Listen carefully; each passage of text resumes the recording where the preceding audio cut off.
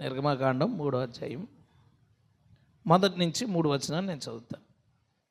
మోషే మిద్యాను యాజకుడైన యిత్రో అను తన మామ మందను మేపుచు ఆ మందను అరణ్యము అవతలకు తోలుకొని దేవుని పర్వతమైన హోరేబుకి వచ్చాను.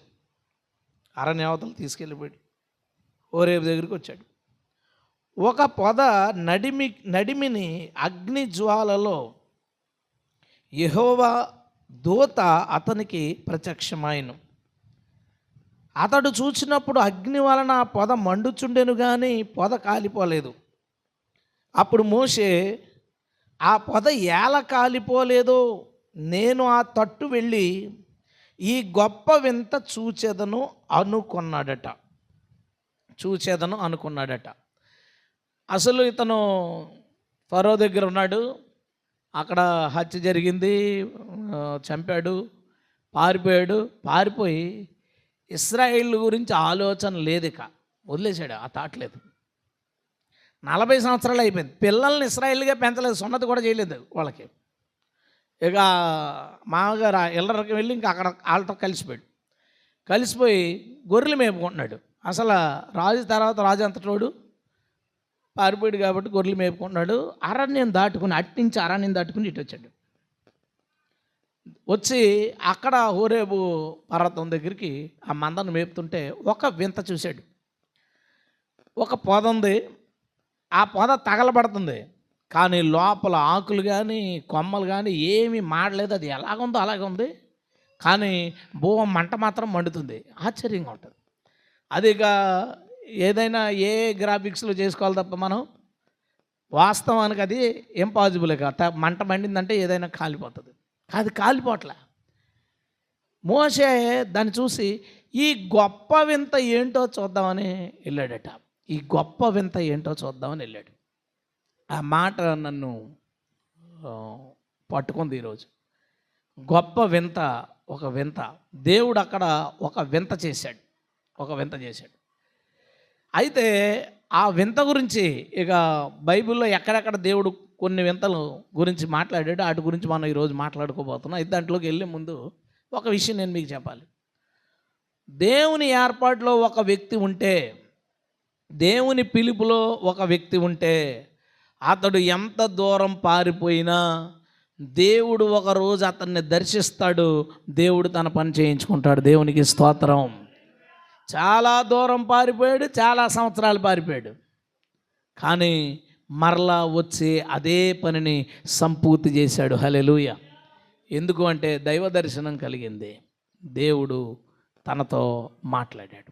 ఈరోజు మనం ఏం చెప్పుకోబోతున్నాం అంటే, దేవుడు తన గ్రంథంలో వింత అని రాయించిన కొన్ని విషయాలు మనం చెప్పుకుంటాం. వింత అంటేనే చాలా రేరుగా జరిగేది అనేది, లేదా అది మనుషులకి అసాధ్యం అనిపించేది, మనుషులు పెద్దగా ఊహించలేరు, అలాంటి వాటిని వింతలు అని అంటాం.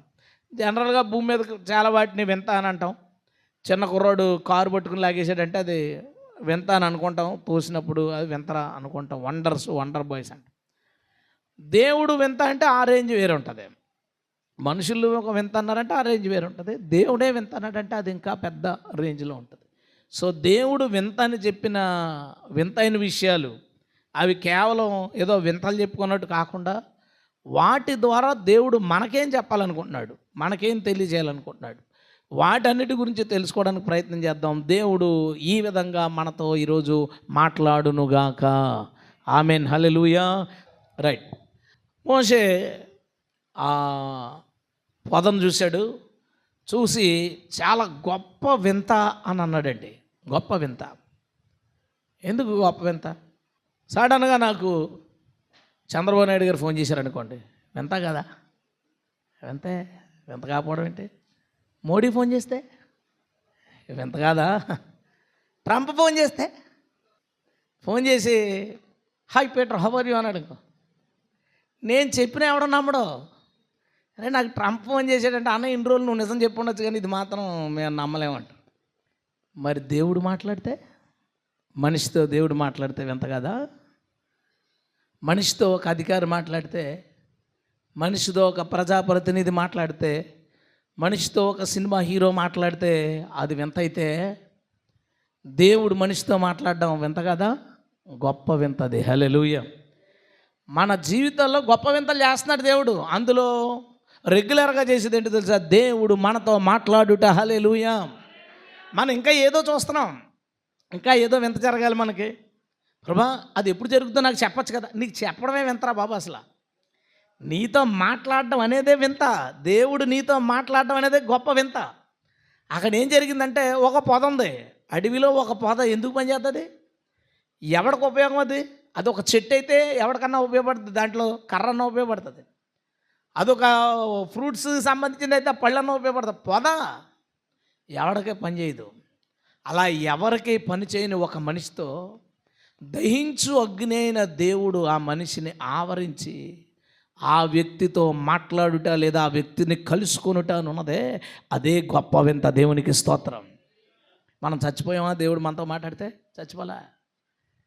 అలాంటి ఆకాశాలు పట్టచాలనుడు అసలు ఆయన్ని చూడటానికి దేవదూతలు కూడా చాలేని, అంటే దేవతలు కూడా చూడలేనంతటి ఆ వెలుగు తేజస్సు కలిగిన వాడిని, అలాంటి స్థితిలో ఉన్నవాడిని మనిషి మాట్లాడడం, ఆ వ్యక్తితో, అలాంటి అతనితో మనిషి మాట్లాడడం, అలాంటి అతను మనిషికి కనపడడం అనేది వింత కాదండి? వింత, నిజంగా వింత.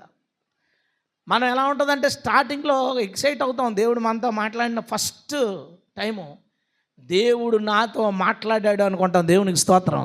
మామూలుగా ఉండదు. ఆ రోజు నాతో ఫస్ట్ విజన్ దేవుడు ఇచ్చినప్పుడు కొంచెం కష్టపడ్డాను, పాటలు పాడ్డాను, ప్రార్థన చేశాను. ఇక నిరుత్సాహం వచ్చి వదిలేను, అయినా మళ్ళీ పట్టుకున్నాను. దేవుడు నా మీద కృప చూపించాడు, నన్ను దర్శించాడు. దేవునికి స్తోత్రం. నా ఆనందానికి అసలు హద్దులు లేవు. మళ్ళీ మాట్లాడాడు, మళ్ళీ ఆనందం వచ్చింది. మళ్ళీ మాట్లాడాడు, మాట్లాడుతూ ఉన్నాడు. కానీ దేవుడు మనతో మాట్లాడే విషయాన్ని ఏదో ఒక మనిషి మనతో మాట్లాడుతున్నట్టు, ఫ్రెండ్ మనతో మాట్లాడినట్టు తీసుకుంటాం. దేవుడు నీతో ఎప్పుడు మాట్లాడినా అది నిజంగా వింతే. దేవునికి స్తోత్రం. దేవుడు మనిషితో మాట్లాడటం ఏంటండి? అసలు ఇది మనుషులకి ఊహలో ఉంది, తరతరాలుగా మనుషులకి ఆశలో ఉంది, కానీ ప్రాక్టికల్గా లేదు. అందుకని ఏం చేశారు? పలానా భక్తుడట దేవుని కోసం పాటలు రాశాడట, పలానా భక్తుడు వెంకటేశ్వర స్వామి గురించి పాటలు రాశాడట అన్నమయ్య, అతనికి ఆ దేవుడు ప్రత్యక్షమయ్యాడంట. భజన చేసేటప్పుడు భజనలో కొంచెం అన్నమయ్య పాటలు పాడతారు కదా, నేను భజనకి వీక్ బై వీక్ ఖచ్చితంగా అటెండ్ అయ్యేవాడిని. మా ఊరిలో భజనకి పులిహార కోసం, మళ్ళీ మీరు కంగారు పడకండి. అయితే అప్పుడు అన్నమయ్య సినిమా వచ్చిన తర్వాత చూసి అక్కడ భజన దగ్గర కూర్చున్నప్పుడు సీన్ అని బాగా భజన చేస్తాడు. అతను మనల్ని అడిగాను, సీన్ అన్న అప్పుడు అన్నమయ్య కనబడ్డాడంట కదా, తర్వాత ఇంకెంతమంది కనబడ్డాడు అంటే, లేదురా అలాంటి భక్తిపరులకే కనబడతాడు అంటే, తర్వాత అలాంటి భక్తిపరుడు ఎవడు లేడా దేవుడికి? ఒకడు కూడా లేడా అని అడిగాను నేను. అది నా క్వశ్చన్. అంటే అప్పటి నుంచి ఇప్పుడు దాకా అంత భక్తిపరుడు ఎవడు లేడా అని అడిగాను. ఆడు ఏం మాట్లాడలే. ఇంకా ఎవరో పలానా నార్త్ ఇండియాలో ఎవరో అతనట పాండురంగుడు, అతనికి దేవుడు కనపడ్డాడంట అంటాడు. మరి ఆ తర్వాత ఎవరికి కనపడలేదా అంటే అంత భక్తిపరులు ఎవరు లేరా? మనిషికి దేవుణ్ణి చూడాలని ఆశ ఉంది, కానీ అది అవకాశం లేని ఆశ. అది తీర్థయాత్ర చేస్తే కనపడతాడా? భూమి మీద ఏదైనా మూలలు ఉంటే ఆ యాత్ర పోయి కనపడచ్చు. తీర్థయాత్ర చేస్తే కనపడేది కాదు, తపస్సు చేస్తే కనపడేది కాదు. ఏదన్నా చూడండి, ఫరో అసలు దేవుడి సంగతి చూద్దాం అనుకుని పెద్ద కట్టడం కట్టమన్నట్టు, లేదా అదే ఖురాన్లో ఉంటుంది అన్నమాట, లేదా మనుషులందరూ పేరు సంపాదించుకున్నాం దేవుడి దగ్గర అని వాళ్ళు ఏదో కట్టడం కట్టితే, ఏదో ఎత్తైంది కడితే దేవుని చేరుకుంటామా? ర్యాకెట్లో వెళ్ళిపోతే దేవుని చేరుకోగలుగుతామా? మనిషికి కోరిక ఉంది, కానీ అది మనిషికి తీరగలిగే కోరిక కాదు. అది కోరిక తీరడానికి సోర్సెస్ లేవు, అవకాశాలు లేవు.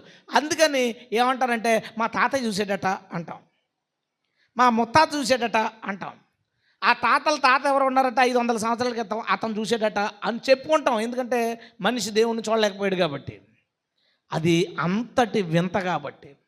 కానీ దేవుణ్ణి చూసే అవకాశం ఉన్న ఒకే ఒక్క ప్రజలు ఎవరంటే, యెహోవా తమకు దేవుడుగా గల ప్రజలు. దేవునికి స్తోత్రం. వారు మాత్రమే దేవుణ్ణి చూడగలరు. ఎందుకంటే వారి దేవుడే కనపడగలడు, వారి దేవుడే స్పందించగలడు, వారి దేవుడే మాట్లాడగలడు కాబట్టి వారు దేవుణ్ణి చూడగలరు, వారికి దేవుడు ప్రత్యక్షమవుతాడు. హల్లెలూయా. అది గొప్ప వింత. దేవుడు మనుషులతో మాట్లాడుట గొప్ప వింత. ఇక్కడ ఉన్న వాళ్ళు ఎవరైనా ఇంకా దేవుడు నాతో ఎప్పుడు దర్శనంలో మాట్లాడలేదండి, ఎప్పుడు నాకు స్వరం వినబడలేదండి, ఎప్పుడు నా మనసులోంచి సూటిగా దేవుడు చెప్పిన అనుభవం నాకు లేదండి అని అంటే తప్పకుండా నువ్వు దేవుణ్ణి అడుగు. ఎందుకంటే ఆ గొప్ప వింత నువ్వెందుకు మిస్ అవ్వాలి? ఆ గొప్ప అవకాశాన్ని మనం ఎందుకు మిస్ అవ్వాలండి? ఆ గొప్ప వింతని మనము కూడా సంపాదించుకుందుము గాక, పొందుకోవాలి. పైగా ఎలాగా? మళ్ళా పొందుకోవాలి, మళ్ళా పొందుకోవాలి. దర్శనం అసలు నీ జీవితం ఏంటో నీకు గుర్తు చేస్తుంది. దర్శనం. మోషే జీవితం ఏంటో మర్చిపోయాడు, మోషే ప్రజలను మర్చిపోయాడు. సుఖంగా ప్రశాంతంగా భార్య బిడ్డలతో మందలు మేపుకుంటా బతికేస్తున్నాడు. ఒక్క దర్శనం మోషేని కాదు మారుస్తా 20 లక్షల ప్రజల జీవితాలు మార్చింది. హల్లెలూయా. మోషే అక్కడికి వెళ్ళి బానిసత్వంలోంచి వాళ్ళందరినీ బయటకు తీసుకొచ్చాడు. ఒక ప్రజానీకం బయటకు వచ్చింది, ఒక జాతి బయటకు వచ్చింది. ఆ జాతి నుంచి ప్రపంచానికి రక్షకుడు బయటకు వచ్చాడు. హల్లెలూయా. ఒక దర్శనానికి అంత పవర్ ఉంటుంది. అందుకు దేవుడు మనుషులతో మాట్లాడడం అనేది ఉందే, అది గొప్ప వింత, నిజంగా గొప్ప వింత. ఆ వింతను మనలో ఎవరు మిస్ అవ్వద్దు. ఒకవేళ ఆ వింతను ఆల్రెడీ పొందుకుని అప్పట్లో చూసేవాళ్ళమండి, ఇప్పట్లో చూసేవాళ్ళమండి అంటే, ఒకవేళ ఇప్పుడు చూడట్లేదు, ఈ వారం ఈ నెల చూడలేదంటే ఈరోజు ఇంటికి పోయి ఏమడగాలి? ప్రభా ఒక్కసారి ఆ గొప్ప వింత మళ్ళీ చేయి తండ్రి, స్తోత్రం. దేవుడు నీతో మాట్లాడడాన్ని సామాన్యమైన విషయంగా, సాధారణమైన విషయంగా తీసుకుంటే బహుశా దేవుడు నీతో మాట్లాడడం అనేది తగ్గొచ్చేమో, కానీ దేవుడు నీతో మాట్లాడడం అనే దాన్ని చాలా పెద్ద విషయంగా, చాలా వింతైన విషయంగా, ఈ లోకంలో ఎన్నో కోట్ల మందికి లేని భాగ్యం నీకు దక్కినట్టుగా భావిస్తే రెగ్యులర్గా దేవుడు నీతో మాట్లాడతాడు. హల్లెలూయా. అబ్రహాము దేవుడు రెగ్యులర్గా మాట్లాడుకునేవారు. అబ్రహాము దగ్గరికి దేవుడు వస్తే సాష్టాంగపడి మాట్లాడాడే. ఎందుకు? రెగ్యులర్గా మాట్లాడుకునేవాళ్ళే కదా. కూర్చోమ్మా నేను కూర్చుంటాను ఇద్దరు మాట్లాడుకోవచ్చు కదా. సాష్టాంగపడి ఎందుకు మాట్లాడంటే దేవుడు మనుషులతో మాట్లాడటం అంత గొప్ప విషయం అండి. హల్లెలూయా. అందుకు అలాగా మోషే యెహోవా ముఖాముఖిగా మాట్లాడుకున్నాడు. దేవుడు మాట్లాడినంతసేపు మోషే తల మీద ముసుగు ఉండెను. అంటే అర్థం ఏంటంటే యెహోవా మాట్లాడుతున్నసేపు మోషే ముఖం మీద ముసుగు ఉంది. అంటే ఎందుకు ముసుగేసుకున్నాడంటే, నీవు యజమానివి, నేను దాసుని, మాట్లాడు ప్రభా. ఆ వెలుగు కమ్ముతున్నప్పుడు ప్రజలందరూ అలాగ ప్రత్యక్ష గుడారం వైపు చూసి చేతులెత్తి దండం పెడతా ఉంటే లోపల వెలుగు మధ్యన ఆ మోషే దేవుని దగ్గర తగ్గించుకుని తలదించుకుని తల మీద ముసుగు వేసుకుని దేవుడు చెప్పిన మాటలు విన్నాడు. ముఖాముఖిగా మాడుకున్నారు, ఇద్దరు స్నేహితులు కదా, సింపుల్గా తీసుకోవచ్చు కదా. సింపుల్గా తీసుకోవడం. దేవుడు మనుషులతో ఎన్నిసార్లు మాట్లాడినా అది ఆయన దయ, ఆయన ప్రత్యక్షత మనకు ఎన్నిసార్లు కలిగినా అది మాత్రం మన దృష్టికి గొప్ప వింతే. హల్లెలూయా. అది మనకొక స్పష్టత, మనకొక క్లారిటీ ఇస్తుంది. నేను ప్రకటన గ్రంథం చదవాలని అనుకున్నాను. అంటే ఆ థాట్ లేదు ముందు. ఒకసారి ఒక మీటింగ్లో ఎవరో స్పీకర్ మీటింగ్కి వెళ్తే ఆయన ఏం చెప్పాడంటే, రాజారావు గారిని ఒక ఆయన ఉన్నాడు, 7వ తరగతి చదివాడు, ఆయన చనిపోయారు. ఆయన బైబిల్ మీద ప్రతి పుస్తకం మీద వ్యాఖ్యానం రాశారు. 7వ తరగతి చదివిన దేవుడు అంత జ్ఞానం ఇచ్చాడు అని. వెంటనే నేను రాజారావు గారి పుస్తకాలు కొనేసుకుని చదవాలి, విశ్వాసం ఉన్నప్పుడు కొంచెం తెలుసుకోవాలని ఆశ ఉంటుంది కదా. ఆశ మీద పుస్తకాల షాప్కి వెళ్ళాను. రాజారావు గారి వ్యాఖ్యానాలు అంటే ఎంత ఎత్తు ఉంది పుస్తకాలు. ఆది కాడి నుంచి ప్రకటన గ్రంథం కాక రాసేసాడు. 2 3 పుస్తకాలు రాశాడు. చూసి మన దగ్గర అంత డబ్బులు లేవు, అందుకని ఒక పుస్తకం చూస్ చేసుకున్నాను. ఏది చూస్ చేసుకుని ఉండొచ్చు? ప్రకటన గ్రంథం. కామన్ ప్రకటన గ్రంథం మీద ఇంట్రెస్ట్ తీసుకున్నాను. తీసుకున్న తర్వాత ఫస్ట్ పేజీలో ఏం రాసిందో ఇప్పుడు కూడా గుర్తుంది. 2007 సంథింగ్, ఎప్పుడుది చూడండి. అందరూ ఏం రాశారంటే, చాలామంది ప్రకటన గ్రంథం చదవరు, చాలామంది విశ్వాసులు చదవరు. అందుకు కారణం ఏంటంటే, ఈ ప్రకటన గ్రంథంలో సాతాను యుద్ధంలో ఓడిపోవడం, నరకంలో పడిపోవడం అనేవి రాసున్నాయి. అవి విశ్వాసులకి తెలియడం సాతానికి ఇష్టం లేదు, అందుకే ఆడు చదవనివ్వడం రాశాడు ఆయన. అంటే సాతాను గడికి తెలిసిపోద్దంటే విషయం, నేను ఓడిపోతానన్న సంగతి జనాలకు తెలిసిపోతే నన్ను లైట్ తీసుకుంటారు, వెళ్ళి ఇడికి అంత సీన్ లేదురా అనుకుంటారు. అని ఆడు చదవనివ్వడంటే. అందుకనే యోధా పత్రిక దాకా వెళ్ళి వెనక్కి వచ్చేస్తారు గోడ కట్టిన బంతిలాగా. దాని లోపలికి వెళ్ళరు. ఎందుకంటే అది అర్థం అవుదని ఒక ఫీలింగ్. నేనేం చేశాను తెలుసా, పుస్తకం మూసి ప్రకటన గ్రంథం ఎందుకు చదవనివ్వడో చూద్దామని ప్రకటన గ్రంథం ఓపెన్ చేశాను. పుస్తకం చదవలేదు నేను ఇంతకీ. అది మూసాను. ఆ మొక్క నాకు చాలా నచ్చింది. నచ్చి ప్రకటన గ్రంథం ఓపెన్ చేశాను. ఓపెన్ చేసి చదువుతున్నాను. అప్పుడు సత్య ప్రెగ్నెంట్, ఇంట్లో నేను రూమ్లో ఒకనే ఉన్నాను. స్టిల్ నాకు అది రిమైండ్ ఉంది. అయితే చదువుతుంటే ఒకటో అధ్యాయం చదివేశాను, బాగానే అనిపించింది. అప్పుడు ఉన్న అవకాశం బట్టి ఏదో 2వ అధ్యాయం చదివాను, బాగానే అనిపించింది. 3 చదివాను, బాగానే అనిపించింది. 4లోకి వచ్చాను, కొంత కష్టం అనిపించింది.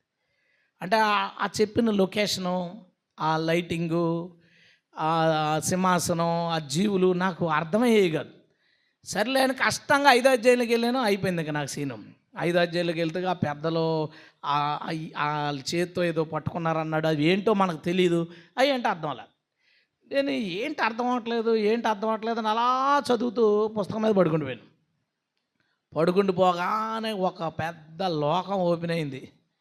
దాని గ్రౌండ్ కనబడుతుంది. ఫస్ట్ అంతా అద్దంలాగా ఉంది, షైన్ అవుతూ ఉంది. దాని మీద ఒక సింహాసనం ఉంది, అది చాలా పెద్దది ఉంది. దాని అంచు కనపడలేదు.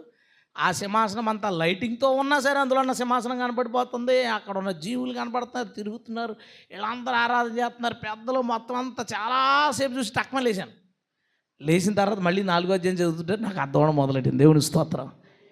దేవుడు ఏం చేశాడంటే, నీకు అర్థం అవ్వట్లేదు కదా, అసలు చూపిస్తాను చూడని ఒక చిన్న ట్రైల్ వేసాడు అనమాట. అది చూసినప్పటి నుంచి ఎలాగైనా అక్కడ మనం ఒక సెంటు భూమి అన్నా ఉండాలి. దేవుని స్తోత్రం. సంపాదించుకోవాలి. ఎందుకంటే చాలా కాస్ట్లీ ల్యాండ్ అది. అది ఎవరికి లేఅవుట్లు వేసి అమ్మేది కాదు. అది ఫ్రీయే, కానీ అందరికీ కాదు. దేవుని స్తోత్రం. ఒక విజన్ మనకు ఒక స్పష్టత ఇస్తుంది. ఒక దర్శనం మనకి స్పష్టత ఇస్తుంది. ఏదైనా కానీ దేవుడు ఒకరా ముగ్గురా అసలు ఏంటి అని అర్థం అన్నప్పుడు ట్రై చేసి రిఫరెన్స్లు అన్నీ చూసుకుని పక్కనెట్టి నువ్వు నాతో మాట్లాడేది వరకు నేను ఈ టాపిక్ ముట్టుకోను అనుకో. అంతే. దర్శనం వచ్చింది, మాట్లాడాడు, దర్శనంలో చూపించాడు. ఆ దర్శనం చూసిన తర్వాత నాకు వచనాలన్నీ అర్థం అవడం మొదలుపెట్టినాయి. దేవునికి స్తోత్రం. ఈరోజు దీని మీద ప్రతిరోజు రోజు ఖచ్చితంగా ఎవరో ఒకరు నన్ను అడుగుతుంటారు. ఎక్కడో ఒకరు, ఏమంటే దేవుడు ఒకడా ముగ్గురా అండి, అసలు దేవుడి గురించి ఏంటి అని సింపుల్గా ఒక 2 లైన్లు చెప్తున్నారు వాళ్ళు అనుకుంటారు. ఒక 5 నిమిషాలు మాట్లాడుతున్నారు కానీ నిజమే అని అనుకుంటారు. అంటే నాకు దాంట్లో ఒక స్పష్టత రావడానికి కారణం దర్శనం. ఆ దర్శనం అనేది గొప్ప వింత. హల్లెలూయా. యోబు గ్రంథంలో అంటాడు, దేవుడు ఒక మారు పలుకును, నరులు దాన్ని తెలుసుకోకపోవచ్చు. రెండోసారి పలుకుతాడు. ఎలా పలుకుతాడంటే, మనిషి నిద్రపోయినప్పుడు దేవుడు అతని కోసం ఒక ప్రసంగం సిద్ధపరుస్తాడట. ఒక ఉపదేశం ఆయన సిద్ధపరిచి నిద్రపోయినప్పుడు దర్శనములో ఆ విషయాన్ని చూపిస్తాడట. హల్లెలూయా. పొద్దున్న లేసరికి మనసు మారిపోద్ది. అప్పుడు దాకా సర్దేసుకుంటాం, పొద్దున్నే పోతానంటాం. దర్శనం బారాలేదు, సైలెంట్గా ఆ బ్యాగ్లో సామాన్లు తీసి ఎక్కడిదక్కడ పెట్టేసి నోరు మూసుకుని కూర్చున్నాం. విజన్ మార్చేస్తుంది. అందుకు అది గొప్ప వింత.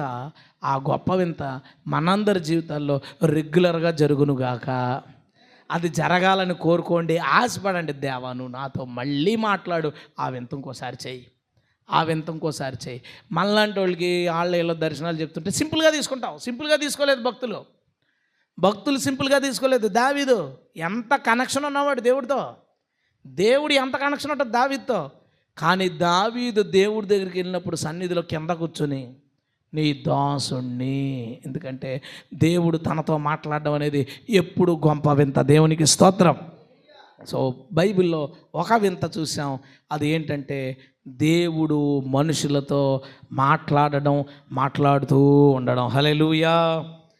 సంఖ్యాకాండం 16వ అధ్యాయం 30వ వచనం 29వ వచనం నుంచి, మనుషులందరికీ వచ్చు మరణం వంటి మరణం వీరు పొందిన ఎడల సమస్త మనుషులకు కలిగినదే వీరికి కలిగిన ఎడల యెహోవా నన్ను పంపలేదు అంటున్నవాడు ఎవరో? మోషే. వీళ్ళ కనుక మామూలుగా చేస్తే దారుణమైనవాడు. వీళ్ళు మామూలుగా చావకూడదు, మామూలుగా చేస్తే యెహోవా నన్ను పంపలేదు. అయితే యెహోవా గొప్ప వింత పుట్టించుట వలన వారు ప్రాణములతో పాతాళములో కూలినట్లు భూమి తన నోరు తెరిచి వారికి కలిగిన సమస్తమును మింగివేసిన ఎడల యెహోవాను అలక్ష్యము చేసిరని వారు యెహోవాను అలక్ష్యం చేసిరని మీకు తెలియనెను. పందెం కాసుకోవచ్చు, ఏమని? నీ కాలు ఇరిగిపోతే నువ్వు అబద్ధం అని, నేను నిజమని అంటే పర్లేదు, ఆడు కాలు ఇరిగిపోయిన తర్వాత అని తెలుసుకుంటాడు ఆడు అబద్ధం అని. ఏమని కాశాడు? రేపు తేల్చుకుందాం, అందరిలాగా నువ్వు చచ్చావా, దేవుడు నన్ను పంపలేదు. నువ్వు వింతగా చచ్చావు అనుకో, దేవుడు నన్ను పంపినట్టు. ఆ వింత కూడా భూమి నోరు తెరిచి నేను మింగేయాలన్నాడు. అంటే ఆడేమనుకున్నట్టాడు, అమ్మయ్య జరగని చెప్పాడు బాబు, సంతోషం. మామూలుగా ఏదన్నా అయితే కొంచెం ఇబ్బంది ఉండేది, ఇదైతే ఇంకా అవకాశమే లేదు, భూమికి ఏమన్నా ఆకలా నోరు తెరిచి మింగడానికి అనుకోండి. రండి అమ్మ అన్నారు, వచ్చారు బ్యాచ్ అందరినీ వెనక్కి వెళ్ళిపోమన్నాడు, వెనక్కి వెళ్ళిపోయారు. అంతే, ఒకేసారి నెర విడిచి మొత్తం బ్యాచ్ లోపలికి పోయింది. ఒక గొప్ప వింతతో శిక్ష వేశాడు. దేవుడు ఈ లోకంలో తన ఉనికిని చాటడానికి కొన్నిసార్లు, దేవుడు ఈ లోకంలో తన ప్రజలను కాపాడుకోవడానికి కొన్నిసార్లు, తన పరిచర్యను కొనసాగించుకోవడానికి కొన్నిసార్లు దేవుని వ్యతిరేకమైన వారిని వింతగా శిక్షిస్తాడు.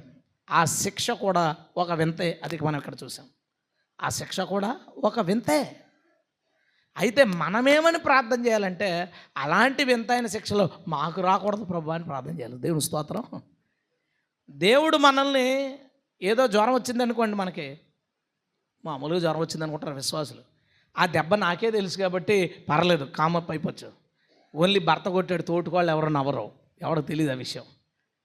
అదే విచిత్రంగా తగిలింది అనుకోండి, ఏ ఛాన్సు లేకుండా ఎందుకు ఇలాంటి వింతైన సమస్య వీడికి వచ్చింది, ఇది కానీ దేవుడు కానీ కొట్టాడా అనే డౌట్ వస్తే జనాలందరూ ఏంట్రా దేవుడు కొట్టాడా, ఏమ్మా దేవుడు కొట్టాడా, అది ఇంకా బాధగా ఉంటుంది మనకి. అందుకని మనం ఏమని ప్రార్థన చేద్దాం, ప్రభా వింతగా శిక్షించొద్దు ప్రభా, మామూలుగా అందరికీ వచ్చేలాగా చేయి, నాకు అర్థమైతే చాలు ప్రభా అని. అది బాగానే ఉంటుంది మనకి. కానీ మనం ఇంకో ప్రార్థన చేయాలి. ఏం ప్రార్థన చేయాలి సార్? ఈ లోకంలో ప్రత్యేకంగా మన దేశంలో దేవునికి వ్యతిరేకమైన శక్తులు ఉధృతమవుతున్నాయి. ఏమని నేను ప్రార్థన చేస్తాను కొన్ని రోజుల నుంచి, మీరు కూడా ప్రార్థన చేయండి. ప్రభా ఎవడ పోయినా వింతగా పోయేలా చేయి తండ్రి, స్తోత్రం. ఆడు మామూలుగా పోకూడదు, లేదా ఆడికి వచ్చే నష్టం మామూలుగా రాకూడదు, జరిగేది కూడా అది వింతగా జరగాలి, నాకు అర్థం అవ్వాలి ఇది దేవుడు చేశాడు అని నాకు అర్థం అవ్వాలి. మేము ఎప్పుడైనా బ్రేక్లో వర్క్ చేసేటప్పుడు ఒక 5 నిమిషాలు బ్రేక్లో కూర్చున్నప్పుడు, తినేటప్పుడు ఎప్పుడైనా డిస్కషన్ వస్తే మన దాంట్లో ఎవడో ఒకడు కొంచెం పాలిటిక్స్ని ఫాలో అయ్యేవాడు ఉంటాడు, కాసేపు 10 నిమిషాలు. ఇప్పుడు మన తేజ అన్నాడు, మనోడు వాక్యం వినగానే జనాలకు అర్థమైపోద్ది, మనోడు ఎక్కువ మతోన్మాదులు వీడియోలు ఫాలో అవుతున్నాడు అనమాట, అందుకనే ఎటు చెప్తామన్నా అటు పోతున్నాడు, ఆ ఇంపాక్ట్ పనిచేసిందని అర్థమైపోద్ది. అలాగా ఒక్కొక్కరు అంతేనా, నిజమేనా? ఎప్పుడు మన మీద ఏ ఇంపాక్ట్ ఉండకూడదు, మనం చూడాలి, ఇంపాక్ట్ ఉండకూడదు. అయితే అలా ఫాలో అయ్యేవాడు ఎవరికి ఉంటారు కదా, అంటాడు కదా అన్నా, ఏటో అన్నా వీళ్ళకి మనకు వ్యతిరేకంగా తయారయ్యారు, వాళ్ళు ఏం ముట్టుకున్న వాళ్ళకి రివర్స్ అయిపోతుందన్నా, అది ఏం చేసిన వాళ్ళ మీదకి వచ్చేస్తుందన్నా, ఏదైనా సరే వాళ్ళకే తిరగబడిపోతుందన్నా అంటారు. అప్పుడు మనకేమర్థమవుద్ది? ఇది దేవుడు చేస్తున్న ఒక వింత, దేవునికి స్తోత్రం. ఏదో ఒకటి జరుగుద్ది, ఏదో 2 జరుగుద్ది. ఎక్కడో తమిళనాడులో విజయ్ గెలవడం ఏంటి కర్మ, ఎక్కడ పవన్ కళ్యాణ్ ఆడుకోవడం ఏంటి, ఏమన్నా సంబంధం ఉందా? సంబంధం లేదు. అక్కడ గెలిచి ఎక్కడ నెత్తిమే పడిపోయిందంటే ఏదో జరుగుతుంది, దేవుని స్తోత్రం. ఏదో జరుగుతుంది, ఏం పట్టుకున్నా మీద పడిపోతుంది, ఏం చేద్దామన్నా రివర్స్ అయిపోతుంది, రివర్స్ అయిపోతుంది. మొన్న ఏదో ర్యాంకులు ఇచ్చారట, ర్యాంకులో పవన్ కళ్యాణ్కి చిన్న ర్యాంక్ ఇచ్చారట, అది పక్కన పెడితే హోమ్ మినిస్టర్ దాంట్లో 93 పాయింట్లు ఉంది, అద్భుతంగా పరిపాలన, హోమ్ మినిస్టర్ పరిపాలన ఉంది, నేరాలు లేవు, హత్యలు లేవు, ఏమీ లేవని చెప్పి ఒక రిపోర్ట్ ఇచ్చారట. ఆ మరుసటి రోజే వాళ్ళకి సంబంధించిన పత్రిక ఎన్సీఆర్బీ అని మనకు ఉంటుంది, నేషనల్ క్రైమ్ రిపోర్ట్ బ్యూరో, ఒకటి రిపోర్ట్ ఉంటుంది NCRB, national crime report bureau అని. అదేం చేస్తుంటే 1 సంవత్సరం పాటు ఏ రాష్ట్రంలో ఏ క్రైమ్స్ జరిగినాయి, ఎన్ని క్రైమ్స్ జరిగినాయి, ఎన్ని నమోదైనవి, ఎన్ని నమోదు అయ్యి ఉండకపోవచ్చు అంత లిస్ట్ ఇస్తుంది, మనం చూసుకోవచ్చు, అది ఎన్సీఆర్బీ రిపోర్ట్ చూసుకోవచ్చు. వీళ్ళు ర్యాంకులు ఇచ్చారు, మరుసటి రోజు ఎన్సీఆర్బీ వాడు వదిలేడు, ఏమనంటే ఆడవాళ్ళకి సంబంధించిన నేరాల్లో భారతదేశంలో ఆంధ్రప్రదేశ్ ఫస్ట్ ఉందంట. ముందు రోజు ర్యాంక్ ఇచ్చారు 92, 93 మార్కులతో సెకండ్ ఫస్ట్ ఇచ్చారు హోమ్కి.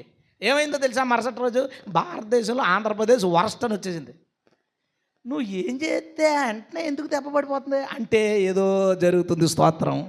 నేనేం ప్రార్థన చేస్తానంటే నా దేశం అంతా చేసే ప్రభు, హల్లెలూయా.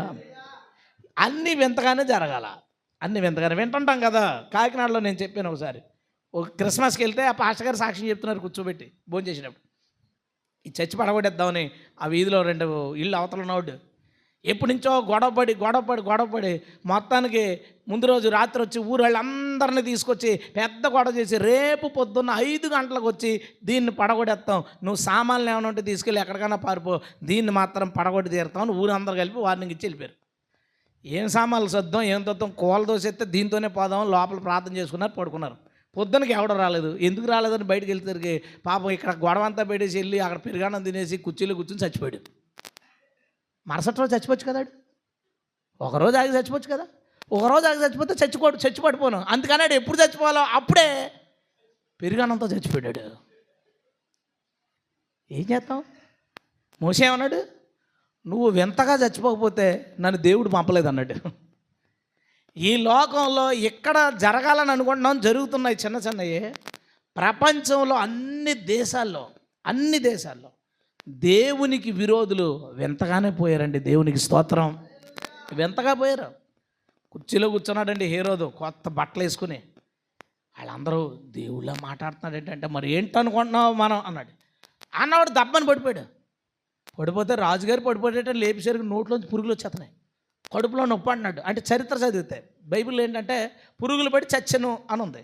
అప్పుడే చచ్చాడో తర్వాత చచ్చాడో రాయలేదు, చచ్చాడని ఉంది. చరిత్రలో ఆ హేరోదు ఎలా చచ్చిపోవడం ఉందో తెలుసా? కడుపులో వ్యాధి వచ్చి కడుపు కుళ్ళిపోయింది అంటాడు. ఎందుకని?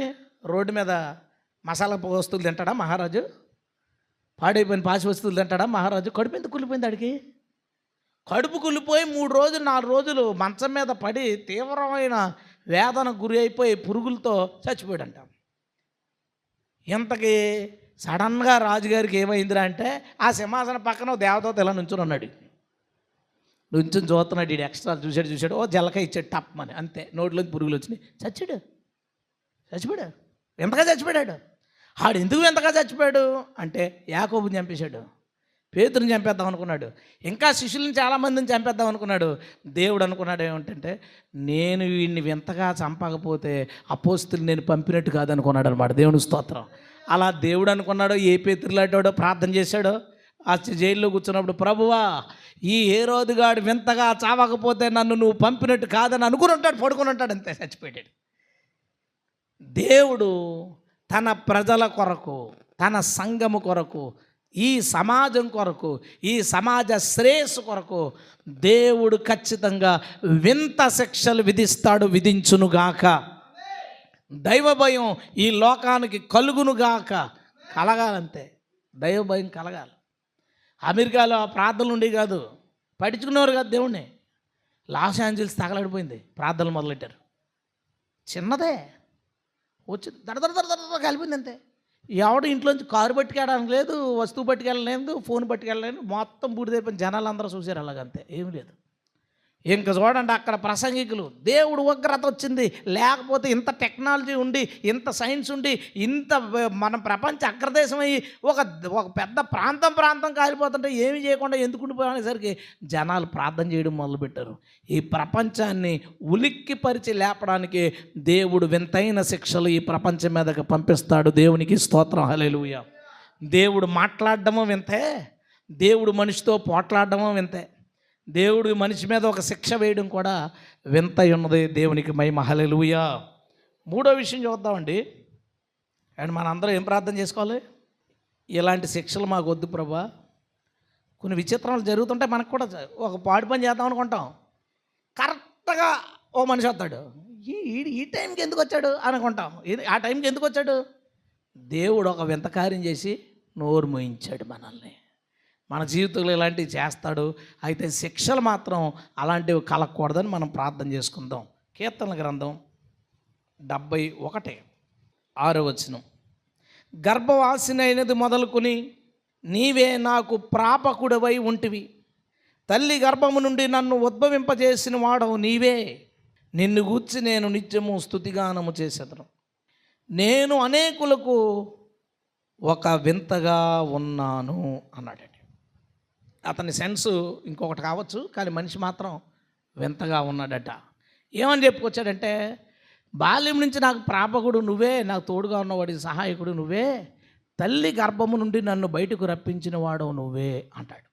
139 కీర్తనలోకి వెళ్ళేసరికి అంటాడు, అసలు నువ్వు నా శరీరాన్ని, నా ఎముకలు, నా నరాలు వీటన్నిటిని తయారు చేయడం చూస్తే అది నాకు చాలా ఆశ్చర్యమును భయమును కలుగుతున్నది. ఆశ్చర్యము భయం కలుగుతుందంట. అంతటి అద్భుతంగా నువ్వు నన్ను తయారు చేసావు ప్రభా, అంతటి ఆశ్చర్యంగా నువ్వు నన్ను తయారు చేసావు ప్రభా అంటాడు. అంటే ఒక మనిషి, దేవుడు ఒక మనిషిని తయారు చేసేటప్పుడు ఎప్పుడైనా ఇది నన్ను అడుగుతాడు ఏమనంటే, ప్రభా కోతి కంటే నాకు ప్రత్యేకత ఏంటి, ఏనుగు కంటే నాకు ప్రత్యేకత ఏంటి, ఈ భూమి మీద కొండల కంటే పర్వతాల కంటే నాకు ప్రత్యేకత ఏంటని అడుగుతాడని ఒక్కొక్క దాంట్లో స్పెషలైజేషన్ చేస్తూ తయారు చేశాడు, ప్రత్యేకంగా తయారు చేశాడు. మనం ప్రతి విషయంలోనూ ప్రత్యేకంగా ఉంటాం, ప్రతి విషయంలోనూ ప్రత్యేకతతో ఒక అద్భుతమైన నిర్మాణంగా మనిషిని చేశాడట. ఎప్పుడైతే ప్రజలు మనిషిని పరిశీలన చేయడం మొదలు పెడతారో, మనిషి ఏంటి, మనిషి తెలివి ఏంటి, మనిషి జ్ఞానం ఏంటి, మనిషి శరీర అవయవాలు ఏంటి అని మనిషి మీద పరీక్షలు చేసి పరిశోధనలు చేస్తారో, అప్పుడు ఆ మనిషి ఎలా కనబడతాడంటే వింతగా కనబడతాడట. హల్లెలూయా. మనిషే ఒక వింత అంట, మనిషి కట్టిన వింతలు అనుకుంటాం కదా, 7 వింతలు 8 వింతలు. మనిషి కట్టిన వింత అయితే అసలు మనిషే వింతట, మనిషే వింతగా కనపడతాడట అని బైబిల్ చెప్తుంది. ఏంటి మనిషి వింత? మనిషి వింత ఏంటంటే, మనకి నరాలు రక్తనాళాలు ఉంటాయి. నరాలంటే మొత్తం ఇన్ఫర్మేషన్ని చేర్చేవి, బ్రెయిన్కి ఇన్ఫర్మేషన్ చేర్చేవి నరాలు. రక్తనాళాలంటే మన బాడీలో ఉన్న రక్తాన్ని పెద్ద రక్తనాళాల్లోంచి చిన్న రక్తనాళాలుగా అది విడిపోయి శరీరంలో కొన్ని కోట్ల కణాలు ఉంటాయి, చిన్న కణాలు ఉంటాయి. ఈ కణాలకి బ్లడ్ కావాలి, బ్లడ్ వల్లే కణాలన్నీ బతుకుతాయి. అవి బతికితేనే మనం బతికినట్టు. అవి రోజు చత్తుంటాయి, కొన్ని లక్షలు మళ్ళీ కొత్తవి పడుతుంటాయి. ఇవన్నీ బ్లడ్ వల్లే జరుగుతుంది. ఈ రక్తనాళాలు ఎంత చిన్నగా ఉంటాయంటే అసలు దాన్ని మనం గుర్తించలేనంత చిన్నగా, ఎందుకంటే కణమే చాలా చిన్నది. ఆ కణానికి రక్తం అందించాలంటే ఇది ఎంత సన్నగా ఉండి దానికి బ్లడ్ అందించాలి చూడండి. ఈ రక్తనాళాలన్నీ లాగి ఈ రక్తనాళాలను ఒకదాని పక్కన ఒకటే పెట్టి, అంటే లైన్గా లాగి పెడితే అది 1,00,000 కిలోమీటర్ల పొడవుతుందంట.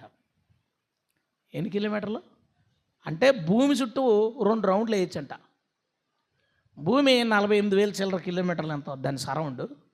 1,00,000 కిలోమీటర్లు అంటే ఒక్క మనిషిలో ఉన్న రక్తనాళాలు తీస్తే భూమి చుట్టూ ఎంత పెద్దది, ఈ భూమి చుట్టూ 2 రౌండ్లు వేయచ్చంట. అంత పెద్ద రక్తనాళాలని ఎంత మనిషిలో సొట్టేసి పెట్టాడా.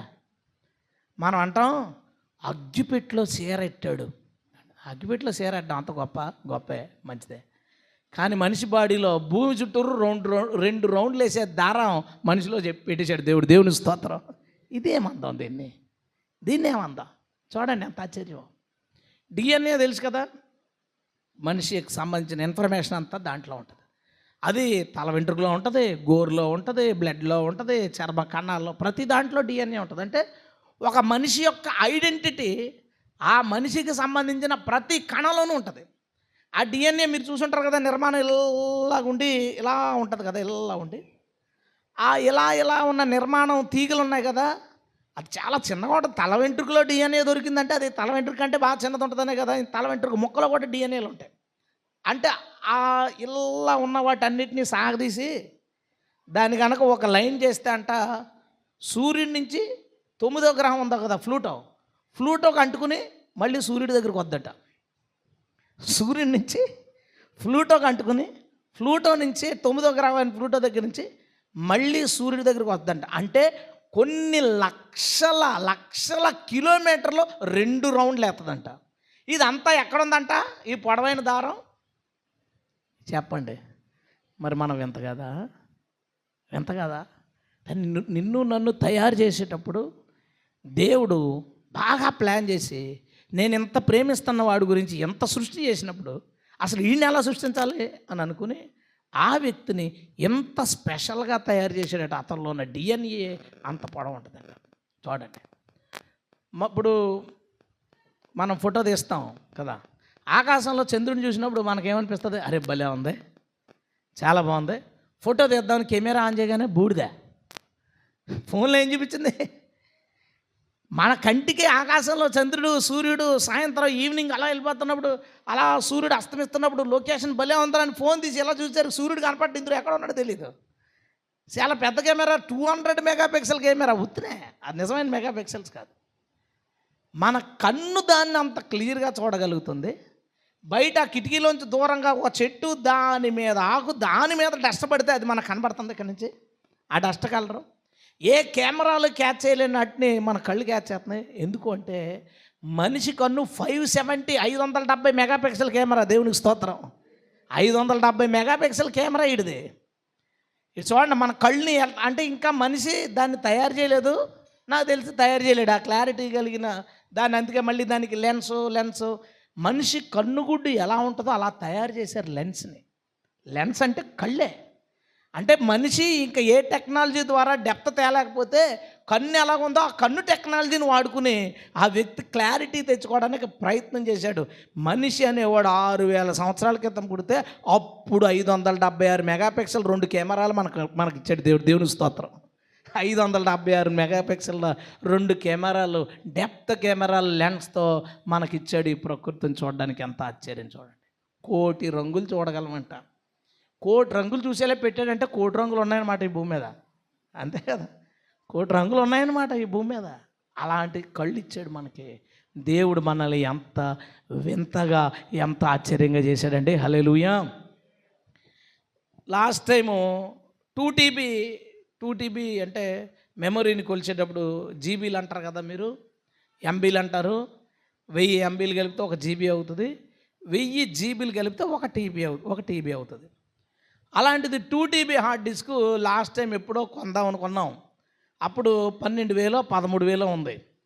ఉన్నప్పుడు కొందాం అనుకుని 13,000 డబ్బులు లేవు, తర్వాత కొందామని ఆగిపోయాం. రేట్లు పెరిగిపోతా అక్షయ్ నాకు పెడుతుంటాడు అత్తమని, నాన్న ఇప్పుడన్నా కొని అంటాడు. అది 18,000 అది పెడతాడు. మళ్ళా 4 రోజులకి మళ్ళీ పెట్టాడు, 20,000 అయిపోయింది. ఇప్పుడు 28,000. ఎంత స్పీడ్గా పెరిగిపోయిందంటే అంత స్పీడ్గా పెరిగింది. 2 TB మెమొరీ, 2 TBకి సంబంధించిన హార్డ్ డిస్క్ SSD 28,000 అయిపోయింది ఈరోజు 2 TB. మనిషి మెమరీ ఎంత తెలుసా? మనిషి మెమరీ కెపాసిటీ ఏంటంటే 25 లక్షల టీబీ. ఎంతండి? 25 లక్షల టీబీ. 28,000కి ఎంత వస్తుంది? 2 TB వస్తుంది. మనిషిది 25 లక్షల టీబీ అంట మన మెమరీ పవరు. దాంట్లో ఎవడైనా 2%, 3%, 5% వాడితే ఆడికంటే మేధావి భూమి మీద ఎవడ ఉండడు. అంటే దేవుడు ఏమనుకున్నాడంటే ఎప్పటికైనా నా పిల్లలు అంత మేధావులు అవుతారని ఓవర్ మెమరీ ఇచ్చారు. మనకి ఎవడికంత సీన్ లేదు, ఎవడికంత సీన్ లేదు. ఎందుకంటే మనిషి అక్కడ లేదు దృష్టి. ఎవరికైనా జ్ఞానం కొత్తగా నన్ను అడగాలి, చిన్నప్పటి నుంచి జ్ఞానం అడిగేసి దేవుడి ప్రార్థన చేసి రోజు జ్ఞానం తెచ్చేసుకుంటే బహుశా అన్న 1,00,000 టీబీ అంత ఫిల్ చేస్తాం. ఇంకా 24 లక్షల టీబీ ఖాళీ ఉండిపోతుంది. 25 లక్షల టీబీ ఇచ్చాడంటే ఎందుకంటే నీకు ఓవర్ ప్రెషర్ అవ్వకుండా ప్రశాంతంగా ఉండాలి బ్రెయిన్ అని. జనరల్గా ఆర్టిస్ట్ కొనేటప్పుడు మేము ఏం చేస్తామంటే స్పీడ్ ఎంత చూస్తాం, 300 Mbps, 400 Mbps, 500 Mbps, 800 Mbps దాని స్పీడ్. దీని స్పీడ్ ఏంటంటే గంటకే 400 కిలోమీటర్ల వేగంతో ఇన్ఫర్మేషన్ పాస్ అవుతుందంట. గంటకే 400 కిలోమీటర్లు. 100 కిలోమీటర్లతో కారు వెళ్ళినప్పుడు మనకు ఎలా కనపడుతుంది? జప్ అని పోతుంది. 200 కిలోమీటర్లతో వెళ్ళడానికి ఆడిపోతాడు, మనకు కనపడకపోతే ఆడే పోతాడు 200 కిలోమీటర్లు. 300 ఆలోచించొద్దు, అది ఆ కార్లు కనిపెట్టలేదు. విమానం 500 గంటల ముంబైలో తీసుకెళ్ళి పడేసింది మమ్మల్ని. అంటే ఇంకా అది ఎంత స్పీడ్గా వెళ్తుంది, ఆకాశంలో ఉంటుంది కాబట్టి మనకు తెలుస్తుంది దాని కదలికలు. అది మన కంటి ముందు నుంచి వెళ్ళిందంటే నీకు కనపడుతుంది. అది 400 కిలోమీటర్ల వేగంతో ఇన్ఫర్మేషన్ అది తీసుకుని రాగలదట. ఓ సింపుల్ ఎగ్జాంపుల్, చార్మినార్ కనబడిందా లేదా?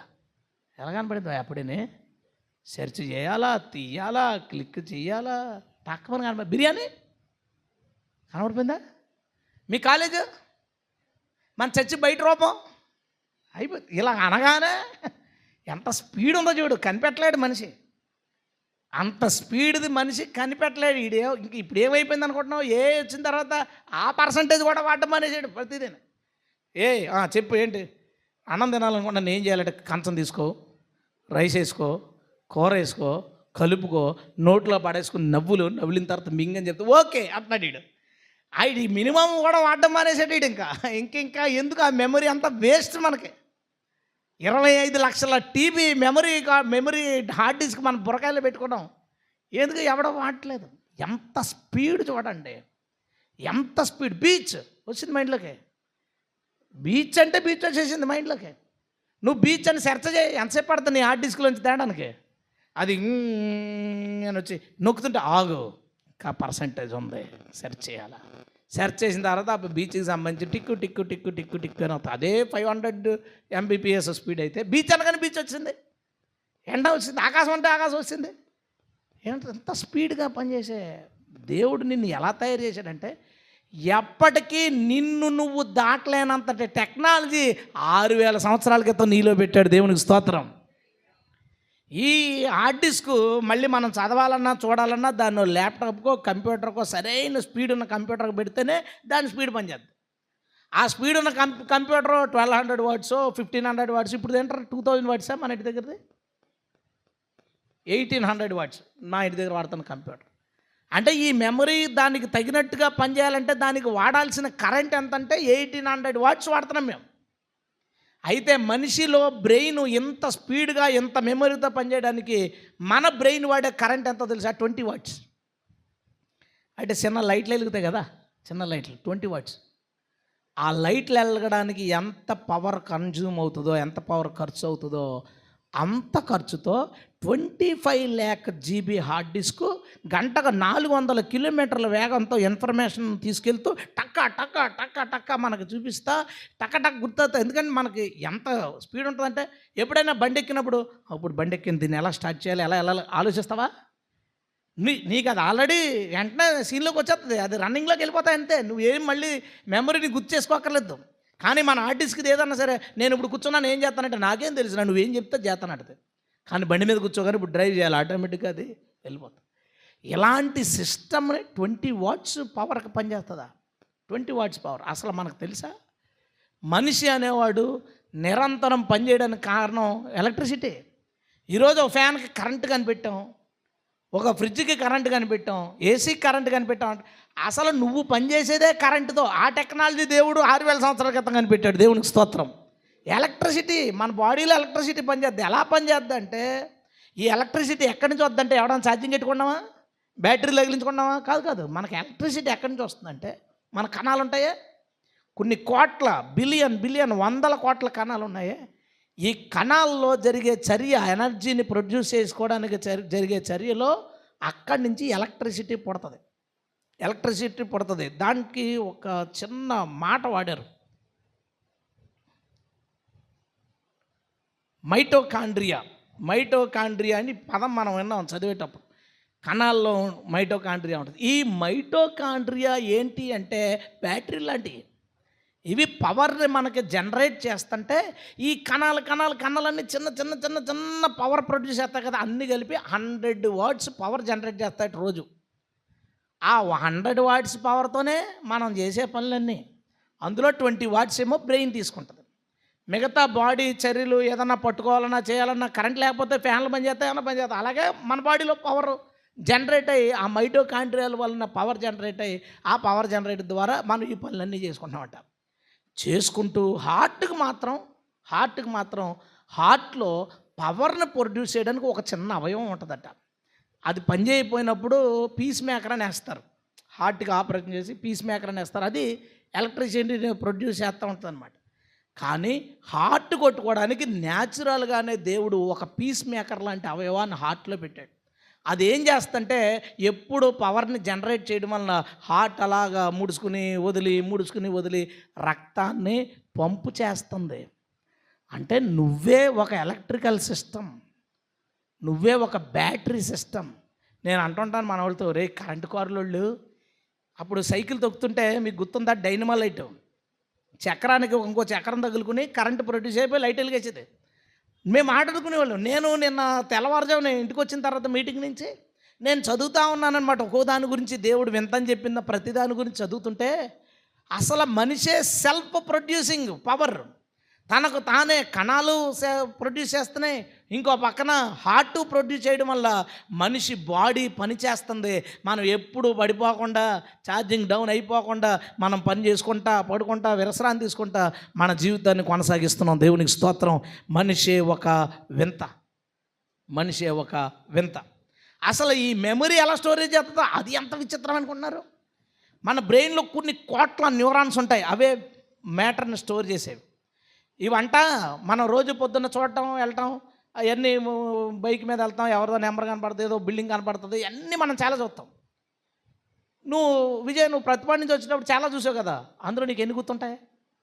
చాలా తక్కువ గుర్తుంటాయి. రేపటికి ఇంకా తక్కువ గుర్తుంటాయి. మనం ఎవరు మనకు తెలిసిన వాళ్ళు చూసామో అది గుర్తుంటుంది. ఏది మనకి ముఖం మీదకి బస్సు ఏదైనా వచ్చిందంటే అది గుర్తుంటుంది. చాలా బస్సులు క్రాస్ చేస్తాం, దాన్ని చూస్తాం, కానీ మరుసటి రోజుకి ఎన్ని బస్సులు, కలరు ఏంటో. మనిషి బ్రెయిన్లో హిప్పో కాంపస్ అనే ఒక టెంపరీ స్టోరేజ్ డ్రైవ్ ఉంటుంది మనిషిలో. టెంపరీ స్టోరేజ్ డ్రైవ్ అంటే ఈరోజు పొద్దు నుంచి రాత్రి దాకా చూసినవన్నీ అందులో స్టోర్ అవుతాయి, డైరెక్ట్ బ్రెయిన్లో స్టోర్ అవ్వవు. రాత్రి నువ్వు పడుకున్న తర్వాత ఈ హిప్పో కాంపస్ అనేది ఏం చేద్దంటే, వీడు ఎదురైన బస్సులు చాలా చూశాడు, అవి ఏంటి ఉపయోగం లేదు, డిలీట్ చేసి ఇది ప్రాబ్లం అయింది, తన మీదకి వచ్చింది కాబట్టి రియాక్ట్ అయ్యాడు, ఇది ఉంచుదాం, ఈ మెమరీ ఉంచుదాం. దారిలో చాలా బిల్డింగ్లు చూశాడు, అవసరం లేదు, ఈ మెమరీ తీసేద్దాం. దారిలో గొర్రెలు ఇవన్నీ చూశాడు, ఈ మెమరీ తీసేద్దాం. అందుకే 4 రోజుల క్రితం నువ్వు వస్తున్నప్పుడు ఏమేమి ఎదురయ్యంటే నువ్వు చెప్పలేవు. ఎవరు ఎదురయ్యారంటే నీకు తెలిసిన వాళ్ళు, వాళ్ళ గురించి నువ్వు చెప్పగలవు. అదెందుకు పోయింది, ఇది ఎందుకు ఉంది? ఈ హిప్పో కాంపస్ ఏం చేద్దంటే బ్రెయిన్లో అనవసరమైన మ్యాటర్ ఏంటంటే, దేవుడు ఏమనుకున్నాడంటే వీళ్ళు 25 లక్షల టీబీ మెమరీ కానీ ఫుల్ చేసేస్తారేమో, అందుకని అనవసరమైందంతా తీయించేద్దామని అనవసరమైంది డిలీట్ చేయడానికి ఒక పార్ట్ పెట్టాడు బ్రెయిన్లో. అదేం చేస్తుంటే అనవసరమైన డేటాని రాత్రి మనం పడుకున్న తర్వాత అంతా డిలీట్ చేసి అవసరమైన డేటాని అంతటిని ఉంచి దాన్ని ఒరిజినల్ మెమరీ ఉంటుంది ఆ న్యూరాన్కి పంపిస్తాయి. ఆ న్యూరాన్కి పంపించినప్పుడు ఒక మ్యాటర్ ఒక న్యూరాన్లో సగం ఉన్నప్పుడు ఈ 2 న్యూరాన్లు దగ్గరికి వచ్చినప్పుడు ఆల్రెడీ ఎలక్ట్రిసిటీ ఉంది కదా బాడీలో, ఈ ఎలక్ట్రిసిటీ ద్వారా ఈ 2 న్యూరాన్లు కనెక్ట్ అవుతాయంట. Wireless power connection. ఈ 2 అంటుకోవు. ఈ న్యూరాన్లు చిన్న గ్యాప్తో పక్కన ఉంటాయి, కానీ దీంట్లోంచి పవర్ దీంట్లోకి జనరేట్ అయ్యి ఈ మెమరీ పవర్ ద్వారా కనెక్ట్ అయ్యి ఉంటుందంట. ఎప్పుడైతే మనం మళ్ళీ దాన్ని ఆలోచిస్తున్నామో అదేం చేస్తుందంటే ఆ పవర్ ఎప్పుడు యాక్టివేట్లో ఉండి, ఉదాహరణకు చూడండి, ఎప్పుడైనా ఏదైనా బ్యాటరీని వాడకుండా 2-3 నెలలు వదిలే తర్వాత దాని ఛార్జింగ్ ఉండదు, అదే అది చాలా రోజులు పనిచేస్తుంది. అట్లాగా ఏదైతే విషయాలు మనం రిమైండ్ చేసుకోమో, దాన్ని పట్టించుకోమో, దాని గురించి అది ఎప్పుడు మన కంటికి కనపడవో అవన్నీ హిడెన్ మెమరీలోకి వెళ్ళిపోతాయంట. గుర్తు చేసుకుంటే కానీ రావు, కొన్ని గుర్తురావు. ఎప్పుడైతే రిమైండ్ చేసుకుంటామో అప్పుడు ఆ మెమరీ ఎంట్రన్స్ మెమరీలో ఉంటుంది అనమాట. అంటే మనకు వెంటనే అది షార్ప్గా ఉంటాం, గుర్తు వస్తుంది. చూడండి, బైబిల్లో అస్తమానం చదువుతూ వాక్యాన్ని ధ్యానం చేసేవాడికి టక్మని చెప్పగలుగుతాడు. ఆదివారం బైబిల్ ముఖం చూసేవాడు అది ఏ పత్రిక అంటే మరి అంటాడు. ఎందుకన్నాడంటే ఈ 2 న్యూరాల మధ్య ఎలక్ట్రిసిటీ లేదు అడిగి. ఎలక్ట్రిసిటీ లేకపోవడం వల్ల ఏమవుతుంది అంటే డిమ్ అయిపోయినాయి. మళ్ళీ వాటిని యాక్టివేట్ చేయడానికి గుర్తు చేసుకోవాలి, ఆలోచించుకోవాలి, ఒకసారి రివైజ్ చేసుకోవాలి. దేవుడు మన బ్రెయిన్ని ఎలా చేశాడంటే అనవసరమైన మెమరీ తీసేలాగా పొద్దున్న నువ్వు తెల్లవారేసరికి నిన్న చూసిన వాటిలో అనవసరమైనవన్నీ డిలీట్ అయిపోయి అవసరమైనవన్నీ స్టోరేజ్లోకి వెళ్ళిపోతాయి. ఒకవేళ నువ్వు 1-2 గంటలే పడుకున్నావు, ఈ హిప్పో కాంపస్ పని పూర్తి చేయకుండానే నువ్వు లేచిపోయావు అనుకో, అప్పుడు ఈ టెంపరీ మెమరీని టెంపరీలోంచి ఎగిరిపోతాయి. అప్పుడు ఏమంటావు అంటే మర్చిపోయాం. అందుకని నిద్ర లేనివాడికి మెమరీ ఉండదంట. ఎప్పుడు చెప్పాను అంటాను నేను. ఎందుకు? ఈ హిప్పో కాంపస్ పని చేయడానికి మనం అంత టైం ఎప్పుడు ఇవ్వము దానికి. శనివారం అయితే అసలే ఉన్న దానికి. కాకపోతే నాకు ఇంకో మెమరీ ఉంది, దాని పేరు పరిశుద్ధాత్ముడు. దేవుని స్తోత్రం. దానివల్ల ఏంటంటే 20 నిమిషాలు పడుకున్నా, అరగంట పడుకున్నా దాంట్లో స్టోరేజ్ ఉంటుంది మనకి, ఆ స్టోరేజ్ పని చేస్తుంది. లేదంటే అయిపోయింది నేను ఇంకా. ఎంత ఆశ్చర్యం, ఎంత విచిత్రం. ఇలాంటి ఒక సిస్టమ్ మనలో ఉందా? ఒక ఎలక్ట్రిసిటీ మనం ప్రొడ్యూస్ చేసుకుంటూ, ఆ ఎలక్ట్రిసిటీ ద్వారా మన బాడీని మనమే నడుపుకుంటూ ఏదన్నా పని చేయాలనుకున్నప్పుడు ఆ ఎలక్ట్రిసిటీ పెరిగిపోయి 2000 వాట్స్కి వెళ్ళిపోద్దంట. రన్నింగ్ చేసేవాడు ఆడేవాడికి అంటే మరి కరెంట్ ఎక్కువ కాలేడికి. మనం ఏమి బట్టలు తిప్పుకోవట్లేదు పవర్ పెరగడానికి, ఏం చేయట్లే. ఇదంతా సెల్ఫ్ సస్టైన్, మనకి మనమే మనకు మనమే కొనసాగుతున్నాం, మనకు మనమే ఉత్పత్తి చేసుకుంటున్నాం, మనకు మనమే స్టోర్ చేసుకుంటున్నాం, మనకు మనమే డిలీట్ చేసుకుంటున్నాం, మనకు మనమే దాన్ని స్ట్రాంగ్ మెమరీలో పెట్టుకుంటున్నాం, కొన్నిటిని టెంపరీ మెమరీలో పెట్టుకుంటున్నాం. ఆ స్ట్రాంగ్ మెమరీలో టక్ మనం అడగగానే చెప్పడానికి దాన్ని రివైజ్ చేసుకుంటా. బ్రెయిన్లో కరెంటు, బాడీలో కరెంటు, గుండెకాయలో కరెంటు, ఒళ్ళంతా కరెంటే. చూడండి దేవుడు మనల్ని ఎలా తయారు చేశాడు. హల్లెలూయా. ఎంత అంటే అదొక రకమైన విద్యుత్. అలాంటి విధంగా దేవుడు మనిషిని చేసినప్పుడు మనిషి వింత కాదంటారా? చూడండి, అందుకని ఏమన్నాడు, అనేకులకు నేను ఒక వింతగా ఉన్నాను. అనేకులు ఆశ్చర్యపోయే ఒక సర్ప్రైజింగ్ పాయింట్గా నేనున్నాను, ఒక వింతైన వ్యక్తిగా నేనున్నాను. ఎప్పుడైనా డాక్టర్స్ని కలిసినప్పుడు నేను వాళ్ళతో మాట్లాడేటప్పుడు, ఏమంటే మనిషి గురించి మీరు ఏమనుకుంటారు? ఒక ఫిజియోథెరపిస్ట్ నాకు తెలిసిన ఆయన కనబడ్డప్పుడు అతను కానీ ఎవరైనా అంటారు, ఏమండి అసలు మనిషి గురించి మీ ఉద్దేశం ఏంటంటే, క్రిస్టియన్స్ అయితే అలా అంటారు కదా, బ్రదర్ దేవుడు మనిషిని తయారు చేసాడు, అసలు సిస్టము అది ఇది ఎవరిని అడిగితే వాళ్ళు ఆ స్పెషలిస్టులు దాని సిస్టమ్ కోసం చెప్తుంటారు. దాని సిస్టమ్ కోసం అసలు ఒక విచిత్రమైన ఒక సిస్టమ్ ఒకటి చెప్తాను. యూరిన్కి వెళ్తాం కదా, యూరిన్ వస్తుందని చెప్పడానికి మన బ్లాడర్లో ఒక ఎలక్ట్రికల్ పవర్ టక్ మని కొడుతుందంట లోపల. అప్పుడు మనకు యూరిన్ వస్తుంది అని తెలుస్తుందంట.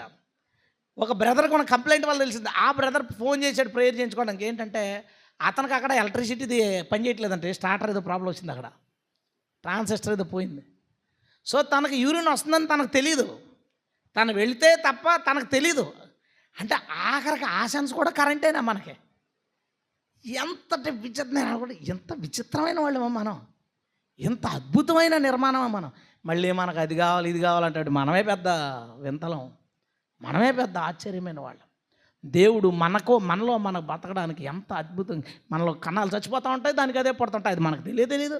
ఆ కణం చచ్చిపోయినప్పుడు మనకి నొప్పి రాదు, అది పుట్టినప్పుడు మనకేం తెలియదు. అసలు విచిత్రం. ఒకసారి జుట్టు ఊడిపోవడం గురించి చదువుతుంటే, మీకు జుట్టు ఊడిపోతుందని ఎప్పుడు కన్ఫర్మ్ చేసుకోవాలంటే అని రాసి, దాంట్లో మీకు రోజుకు 30-40 ఎంటుకలు ఊడిపోతుంటే జుట్టు ఉన్నట్టు కాదు, 90 ఎంటుకలు ఊడిపోతుంటే జుట్టు ఉన్నట్టు అంట. అంటే చిన్నప్పుడు నీకు జుట్టు వచ్చింది, సచ్చేదాకా అది పుడతా ఉంటుందో పక్క నుంచి రోజుకి 30-40 ఎంటుకలు ప్రతిరోజు ఊడిపోయినా జుట్టు ఊడిపోయినట్టు కాదంట. అంటే రోజు 34 ఎంటుకలు ఊడిపోతారా, మన నెత్తి మీద ఎంత బొచ్చుందో చూడండి. అసలు ఈ సిస్టమ్ ఏంట్రా బాబు, నాకు అర్థం అవుతుంది. ఈ సిస్టమ్ ఏంటి అసలు మనం ఆపాద మస్తకం, మనం అద్భుతమే. దేవునికి స్తోత్రం. ఆపాద మస్తకం అద్భుతమే. ఎంత బాగా దేవుడు మనిషిని చేస్తే, ఈ చేసినోడు ఎవడో తెలుసుకోకుండా మార్కులు రాకపోతే చచ్చిపోతాడు ఒకడు. నీ బాడీ ఎంత వాల్యుబుల్ రా బాబు, ఎంత పెద్ద కరెంట్ ఉత్పాదకుడు. బ్యాటరీలు ఉన్నాయి నీ బాడీలో, బ్యాటరీలు ఉన్నాయి, పవర్ హౌస్ ఉంది, 25 lakhs మెమరీ హార్డ్ డిస్క్ ఉంది. హార్డ్ డిస్క్లు చచ్చిపోతున్నాయి అనవసరంగా. ఆడు చచ్చిపోతున్నాడు. ఎప్పుడైనా ఎవడన్నా టెక్నాలజీ కనిపెడితే బాను, ఎలా అర్ధాంతరంగా చచ్చిపోయేవాడు హార్డ్ డిస్కులు తీసి మనకు అమ్మేసేలాగా ఉంటే, 1,00,000 hard disk, 2,000 TB hard disk ఏదో కొనుక్కుని కొత్త బ్రెయిన్ తగిలించుకుంది. ఎంత వేస్ట్ అయిపోతున్నాయి ఇవన్నీ. ఆ లివర్ ఎలా పనిచేద్దా, కిడ్నీలు కొన్ని లక్షల లీటర్లు బ్లడ్ని చచ్చిపోయేదాకా అది చేస్తుంది, వడకడుతుంది. ఇలాంటి పార్ట్లన్నింటినీ శుభ్రంగా వాడుకోకుండా లారీ కింద ఒకటి ఓడిపోతాడు, ఊరేసుకుని ఒకటి చచ్చిపోతాడు, మందు ఒకటి చచ్చిపోతాడు, ఏ మేడ నుంచి దూకు ఒకటి చచ్చిపోతాడు. ఏంట్రా బాబు, ఎంత అద్భుతమైన నిర్మాణాలను మనం సెల్ఫ్గా బతకడానికి దేవుడు మన బాడీని ఎంత బాగా తయారు చేశాడు. సో నీ బాడీని బట్టి, నిన్ను బట్టి నువ్వు దేవుణ్ణి స్తుతించు. దేవునికి స్తోత్రం. అందుకే అక్కడ ఏమన్నాడు ఆ కీర్తనలో, తల్లి గర్భము నుండి 6వ వచనంలో, తల్లి గర్భము నుండి నన్ను ఉద్భవింపజేసిన వాడు నీవే, నిన్ను గూర్చి నేను నిత్యము స్తుతిగానము చేసేదను. హల్లెలూయా. నన్ను పుట్టించావు కదా నువ్వు, అందుకని నిన్ను గూర్చి నేను నిత్యము స్తుతిగానము చేసేదను. హల్లెలూయా. అంటే దేవుడు 6,000 సంవత్సరాల క్రితం ఒక టెక్నాలజీతో దేవుడు మనిషిని తయారు చేస్తే, అలాంటి మనిషిలాగా రోబోట్లు చేద్దాం అనుకుంటే అది ఏం చేద్దాం తెలుసా? అరే రా అంటే ఏంటి అంటది, ఎప్పుడుగా తిరుగుతుంది. రన్నింగ్ రేసులు పెట్టారు రోబోట్లు, అది స్టార్ట్ అనగానే ఇలా పరిగెట్టబోయి కాలు చిన్నది కొంచెం ఇలాగ కింద పడిపోయి 3 ముక్కలు అయిపోయింది, 3 ముక్కలు ఇలా కూడా వేసుకుంటుంది అది. అరే చూడండి, అంటే మనిషి ఆడికి ఉపయోగపడేలా ఆళ్ళలాంటి మనుషులు తయారు చేసుకుందామని ఎన్నో పాటలు పడుతుంటే, నేను అనుకుంటాను మనిషిలో 1% ఒక రోబోట్ తయారైతే అదే చాలా పెద్ద గొప్పది.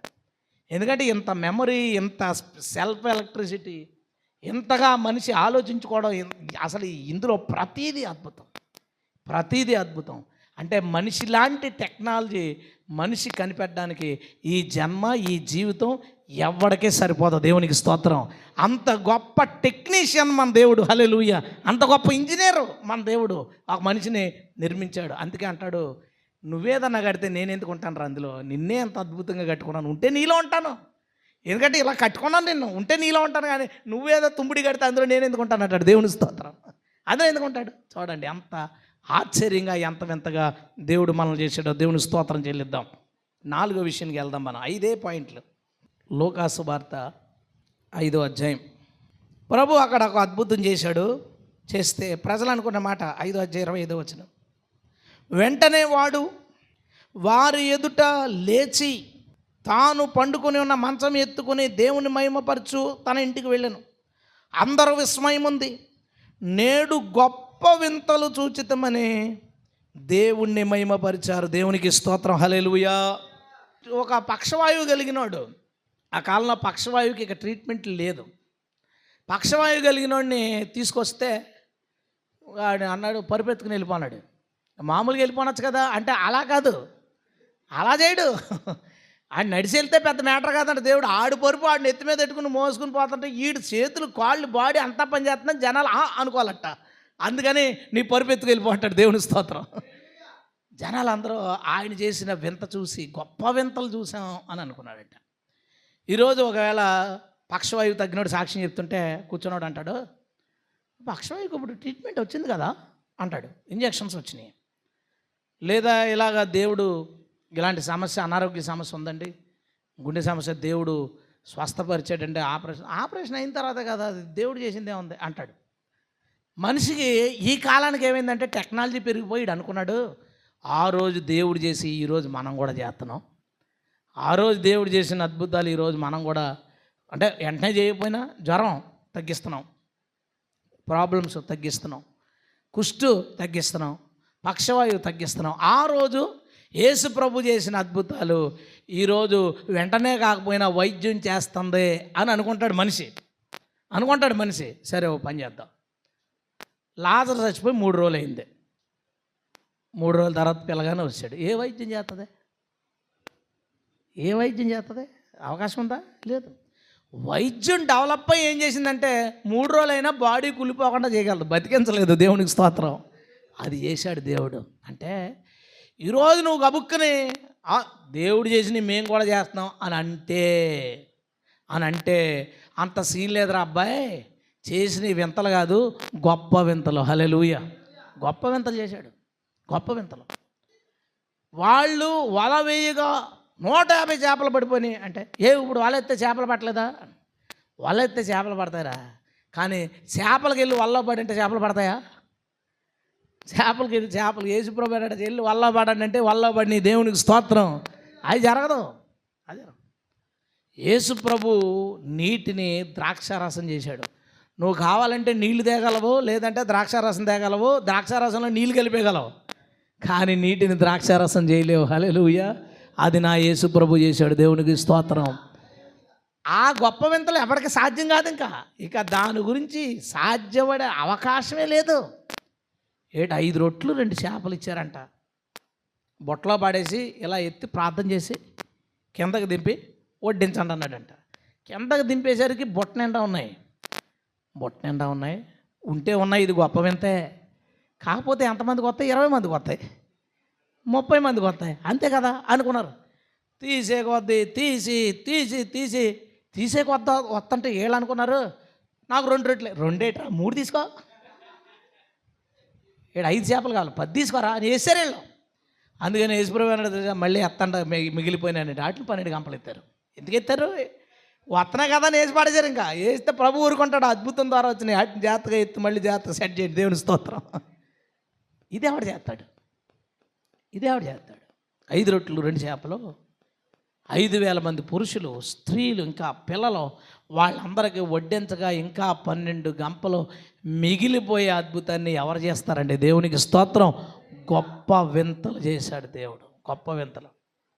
గేలం వేసి చేపని ఎవడన్నా పట్టుకుంటాడు. పేతురు వెళ్ళి గేలవే ఓ చేప పడుతుంది. ప్రభు చేపలు పడ్డ మాకు వచ్చు కదా, కాకపోతే బంగారు నాని మింగిన చేప పట్టుకుంటుంది నీ గేలాన్ని. దేవునికి స్తోత్రం. గొప్ప వింతలు చేస్తాడు, గొప్ప వింతలు. అవి మనుషులకి అర్థమవునాయి, మనుషులు చేయలేని వింతలు చేస్తారు. అంటాడు భూత వైద్యుడు, మీ యేసుప్రభు దెయ్యం ఎలగొట్టాడు. మేము ఎలగొట్టలేదు ఏంటి దెయ్యం, మా యేసుప్రభు దెయ్యం ఎలగొట్టి పందుల్లోకి పంపించాడు. నువ్వు పంపించావు, నువ్వు పంపించా. మన వాళ్ళు కొన్ని ప్రయోగాలు ఏంటంటే, మన వాళ్ళు చేస్తుంటారు ప్రయోగాలు. ఈ కవర్లోకి వెళ్ళిపో దెయ్యాన్ని, ఈ బాటిల్ అది అక్కడ ఎందుకు ఉంటుందిరా, కవర్లోని బాటిల్లోని కూర్చుంటుంది ఆ దెయ్యం, అక్కడ ఎందుకు ఉంటుంది అది? నువ్వు తరిమితే పారిపోయి నీరు లేని చోట ఎత్తుక్కుంటుంది. నువ్వంటే భయపడితే మీ ఊరు రాదు, అంతే కదా. కవర్లోని బాటిల్లోని కూర్చుంటుందా? మన దేవుడు దానిని హెచ్చరించగా గద్దించగా పందుల్లోకి పోయి నీ దేవునికి స్తోత్రం. హల్లెలూయా. మనుషులు చెయ్యలేని, మనుషులకు సాధ్యం కాని అద్భుతాలు, వింతలు దేవుడు చేశాడు. దేవునికి స్తోత్రం. ఇప్పుడు నేనేం అడుగుతున్నానంటే, అలాంటి వింత చేయమని అడగాలి కదా మనమని. ఇప్పుడు రెండో పాయింట్ ఉందనుకోండి, మనం వద్దంటాం, ప్రభు అలాంటి వింతైన శిక్షలు మాకు వద్దు, ఏతే మామూలు ఏ మాకు తెలియకూడదు, ఎవరికి తెలియకుండా అంటాం. కానీ మిగతా వింతలు చేయాలని కదా కోరుకుంటాం. ఈ వింత అడగాలి, ప్రభువా నా జీవితంలో చెప్పుకోవడానికి ఒక వింత చేయి ప్రభువా. మీ జీవితంలో మనుషులకి టెక్నాలజీకి అందని ఆశ్చర్యకరమైన వింతలు ఏమున్నాయి? నాకున్నాయి. ఈ బుధం లోపల ఎముక కరకమనేది ఎత్తడానికి ఉండేది కదా, తిప్పడానికి ఉండేది కదా. నేను అన్నాను, కొయ్యకుండా నువ్వు ఏం చేస్తావు తెలియదు, జాయింట్ పెట్టాను. జాయింట్ పెట్టాడు. దేవుని స్తోత్రం. కుట్లు లేవు అక్కడ, కుట్లు లేవు, కోత లేదు, ఆపరేషన్ లేదు. తర్వాత ఇప్పుడు ఏంటమ్మా లేజర్ ట్రీట్మెంట్, లేజర్ ద్వారా ఏమీ లేవు, ఏమీ లేవు. రూపాయి డబ్బులు ఎవరికి ఇవ్వలేదు, డాక్టర్కి ఇవ్వలేదు. సజెషన్ మాత్రం అడిగాను ఫోన్ చేసి, కర్రమంటుందండి, నొప్పి వస్తుంది, చెయ్యి ఎత్తలేకపోతున్నానంటే, అయ్యి బాబు చాలా పెద్ద ప్రమాదం, దానికి ఆ ట్రీట్మెంట్ చేయాలన్నాడు. నేను ఫోన్ అడిగేసి ఇంట్లో పోయి, ప్రభువా కొత్త పార్టీ నాకు అన్న. కొద్దిగా టైం తీసుకున్నాడు, మరి సడన్గా అడిగాను కదా, మరి కొద్దిగా టైం తీసుకున్నాడు. ఒక నెలలో 20 రోజులు అయింది. అది తీసేసాడు, పాత తీసాడు, కొత్తది వేసాడు. దేవునికి స్తోత్రం. నడుము దగ్గర కండరాలు మనకు అయిపోయినాయి అంటే, రాళ్ళు అయిపోయినాయి, మీరు మంచం మీద పడుకోవాలి 2 సంవత్సరాలు 3 సంవత్సరాలు, అప్పుడు మళ్ళీ అవి కండలా తయారవుతున్నాడు. మళ్ళీ మోకరించాను ఆ రోజు రాత్రి, ఒక రాత్రే, ప్రభా నువ్వేం చేస్తావు తెలియదు, పాత మాసం తీసి కొత్త మాసం వేసాడు. వేసాడు. దేవుడు స్తోత్రం. కోత లేదు, హాస్పిటల్ లేదు, ట్రీట్మెంట్ లేదు, ఏమి లేదు. దేవుడు నాకు అది కొత్త పాటలు వేసాడు. దేవునికి స్తోత్రం. మెమరీ విషయంలో ఒకసారి వాకింగ్ చెప్పినప్పుడు ఒక పాయింట్ మర్చిపోయాను. వాకింగ్లో అక్కడ మేడ మీద ఉన్నప్పుడు నాకు ముందు నుంచే నాకు పడుకోవడం తక్కువ వల్ల ఇప్పుడు తెలిసింది ఈ ఇప్పో కాంపస్ పని చేయట్లేదని. ఆవిడ ఇంటికి పోయి ప్రభుతో అన్నాను, ప్రభా ఏం మర్చిపోయినా పర్లేదు, నా మతిమరుపు వల్ల నాకు చాలామంది దూరం అయిపోతారు. ఇప్పుడు కూడా నన్ను తిట్టుకుంటారు చాలామంది. వాళ్ళకి అర్థమవుతుంది, అంత మతిమరుపు ఉంటుందా మనిషికి అనుకుంటారు, అంత మతిమరుపు ఉంటుందా. నా భార్య ఎవరితో అర్థం చేసుకుంది, మళ్ళీ ఫోన్ చేస్తుంది. ఎందుకే ఫోన్ చేస్తా అంటే, 18 సంవత్సరాల నుంచి మీతో కాపురం చేస్తాను, నాకు తెలీదా అంటది. అంటే దానికి అది ఒకటే అర్థం చేసుకుంది, ఇంకెవరు అర్థం చేసుకోలేదు నన్ను. మా అక్షయ్ కూడా తెలుసు, నాన్న మర్చిపోతాడులే అనుకుంటాడు సింపుల్గా. మిగతా వాళ్ళు కొన్ని విషయాల్లో అర్థం చేసుకున్నా కొన్ని విషయాల్లో మరీ అంత దారుణంగా ఉంటారేట అని అనుకుంటారు. సో అది నేను అన్నాను, ప్రభు అందరూ దూరం అయిపోయినా పర్లేదు, నాకు నా మెమరీకి నాకు మెమరీ వద్దు, నాకేం అది వద్దు నాకు. అయితే వాక్యం విషయంలో మెమరీ నాకు లాస్ అయ్యాలంటే నన్ను తీసుకెళ్ళిపో, నాకు మాత్రం ఆ విషయంలో కుదరదంటే, దేవుడు ఏం చేశాడంటే వాక్యాన్ని స్పెషల్గా ఒక కొత్త హార్డ్ డిస్క్ వేసాడు. దేవుని స్తోత్రం. కొత్త హార్డ్ డిస్క్. ఆ డిబేట్ దగ్గర కూర్చుంటాం, ఆడు సచ్చేదాకా వస్తాయి, రిఫరెన్స్లో వస్తాయి, తీస్తాను, అది తీస్తాను, ఇది తీస్తాను. అయిపోయాడు, అయిపోలేదు. ఇంకో ఆడు కూర్చుంటే క్వశ్చన్ అవర్లో అడుగుతుంటారు, ఆడు ఏమడిగినా టపా ఇవన్నీ ఎక్కడే అంటే అది వేరే హార్డ్ డిస్క్, అది వేరే హార్డ్ డిస్క్. ఇది నాకు తెచ్చిన ముప్పు ఏంటంటే, అన్ని రెఫరెన్స్ గుర్తున్నాయి పాస్టర్ గారికి, ఆ వస్తువు తెచ్చేది గుర్తుండదా? అది ఇంకో హార్డ్ డిస్క్ రాదు, నేను ఏం చేయను చెప్పు, అది హార్డ్ డిస్క్, ఇది కాదు. జనాలు అర్థం చేసుకోలేదు, నేను ఏం చేయను. అలాగంటాను 5 నిమిషాల్లో ఫోన్ చేస్తానంటాను. ఈరోజు పొద్దున్న చూశాను, నిన్న రాత్రి ఒక పాస్టర్ గారు, మన టీం ఎవరు పాస్టర్ గారు నాకు ఫోన్ చేశారు. మిస్డ్ కాల్ చూసి ఇంకో ఫోన్ మాట్లాడతా, అతను మరి 2 minutesలో చేస్తానని. ఇందాక పొద్దున్న చూశాను, అదే 2 minutes అని ఉంది. నిన్న రాత్రి పెట్టాను 2 minutes. నాకు తెలిసి తను అర్థం చేసుకుంటాడే, తెలిసిలే అన్న మర్చిపోయి ఉంటాడు అనుకుంటాడు, అంత సింపుల్గా. కానీ ఈ సమస్య ఉంది నాకు, అంటే ఈ కొత్త ఆర్టిస్ట్ వల్ల, స్పెషల్ ఆర్టిస్ట్ వల్ల జనాలు నన్ను అర్థం చేసుకోవచ్చు. కానీ అది నేను అడిగాను దేవుడిని, ప్రభా నాకు వాక్యం కనుక గుర్తు లేకపోతే నన్ను తీసుకెళ్ళిపో, నేను ఉండడం వేస్ట్ అని. అందుకని దేవుడు ఏ ఆపరేషన్ లేకుండా నా బ్రెయిన్లో ఒక ఎక్స్ట్రా హార్డ్ డిస్క్ వేసాడు. దేవునికి స్తోత్రం. అది ఇంకా హిప్పో కాంపస్ కాదు, ఏం కాదు, డైరెక్ట్గా ఏం చదివినా అది అందులో ఉండిపోద్ది. మళ్ళీ టెంపరీ మెమొరీలోకి వెళ్ళి ఇది అదేం ఉండదు. చూస్తానా, ఇది ఈ అధ్యాయంలో ఈ గ్రంథంలో ఉందన్నమాట, చూస్తాను, అది ఉండిపోద్ది అక్కడ, అది వెళ్ళిపోయి అక్కడ ఉండిపోద్ది. మళ్ళీ మిగతాది ఏదన్నా ఉంటుందంటే అది హిప్పో కాంపస్లో అది పొద్దునకి. ఇప్పుడు నేను రాత్రి ఉంది కరెక్ట్గా 5:15కి పడుకునే ముందు అలారం పెట్టుకున్నాను 6:30కే. అది ఎంతసేపు చూపిస్తుంది? 5:15 నుంచి 6:30 గంటం పావు. ఈ గంటం పావులో హిప్పో కాంపస్ లేచి ఏమన్నా చేద్దాం అంటే టక్మ లేచిపోతాను. వీడు లేచేటప్పుడే వీడి కర్మ నేనటి అన్నీ ఎగిరిపోతాయి. ఇంకా నేనటి అన్నీ ఎగిరిపోతాయి. కానీ నేను రాత్రి వాక్యం చెప్పానే, అది ఆ డిస్క్లో ఉంటుంది. దేవుని స్తోత్రం. అది నాకు గుర్తుంటుంది. నేనేమన్నానంటే, నీ జీవితంలో దేవుడు గొప్ప వింతలు చేశాడని చెప్పుకోవడానికి ఏమున్నాయి? గొప్ప వింతలు. నాకు ఇది రాదు, టక్మని వస్తుంది. ఇది నాకు సాధ్యం కాదు, చేశాడు. ఇది వింత. నీ జీవితంలో ఏం లేకపోతే నువ్వేం అడుగుతావు తెలుసా? ప్రభా, నువ్వు నాతో మాట్లాడడం ఒక వింత, మాట్లాడు, నాకు కనబడు ఓ వింత. ఇంకొకటి చేయి ప్రభా, ఏదో పెద్ద వింత ఒకటి చేయి ప్రభా. పాస్టర్ గారు అడిగినప్పుడు చెప్పుకోలేక సిగ్గుపడ్డాం, చెప్పుకోవడానికి ఒకటి చేయి. దేవుని స్తోత్రం. పెద్దదో చిన్నదో ఏదో ఒకటి చెప్పుకోవడానికి ఒక వింత చేయని అడుగు. నీ జీవితంలో గొప్ప వింతలు చేయవాడు మన దేవుడు. దేవునికి స్తోత్రం. ఇంకా గట్టిగా స్తోత్రం చెల్లిద్దామా? ఇంకా గట్టిగా స్తోత్రం చెల్లిద్దామా? హల్లెలూయా. డేవిడ్ గారు ఉన్నారా? సాక్ష్యం చెప్పాడు ఆయన. ఏం చెప్పాడు? ఏ ఆ డిస్క్లోకి వెళ్ళింది మీకు? హిప్పో కాంపస్ ఎగిరిపోయిందా? నాకు అది అక్కడి నుంచి వెళ్తాం ఉంటుంది కదా, మీలో చాలామందికి ఉంది కదా. వాడు గుర్తుపెట్టుకో, నీ బ్రెయిన్ కాన్సన్ట్రేషన్ అంతా, నా గురించి మాట్లాడలేదు, నా బ్రెయిన్ వేరు. మీకు హిప్పో కాంపస్ పనిచేస్తుంది కాబట్టి చెప్తున్నాను.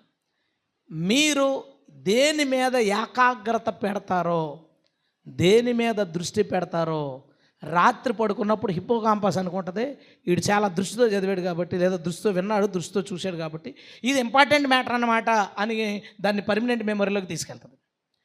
నువ్వు వాక్యాన్ని లేదా దేవునికి సంబంధించినవి ఏదైనా కాన్సన్ట్రేషన్గా చెయ్యి, అది నీ బ్రెయిన్లో ఉండిపోవడానికి దేవుడు కృప చూపిస్తాడు. హల్లెలూయా. ఆయన చెప్పిన వింతటి, డ్రైవ్ చేస్తా పడుకున్నాడు, ఎవడో పిలిచాడు, చూసేసరికి ఎవడో లేడు, ఆ వెనక చూస్తే ఎవడో లేడు. వింత. నీ జీవితంలో కూడా వింత ఏది లేకపోతే వింత అడుగు.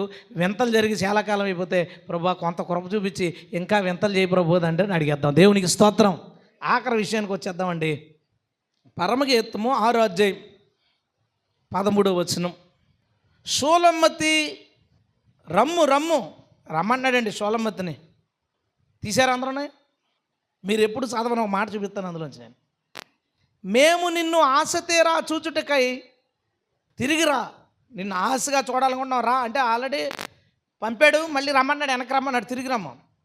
మళ్ళీ అన్నాడు, తిరిగి రమ్ము. షూలమ్మతి యందు మీకు ముచ్చట పుట్టించినది ఏది?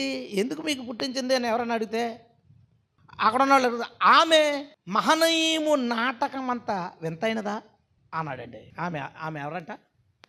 ఎలాంటిదంట ఆమె? మహనీయము నాటకమంతా వింతైనదా. షూలమ్మతి అంటే ఎవరు? ఈ పాట ప్రకారం సంఘం, దేవుని సంఘం. పిలుస్తున్నాడు ఎవరు? ప్రభు.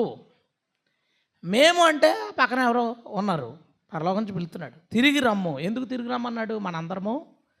మనందరము దేవుని వద్ద నుండి వచ్చేది. మీ లోకంలో ప్రతి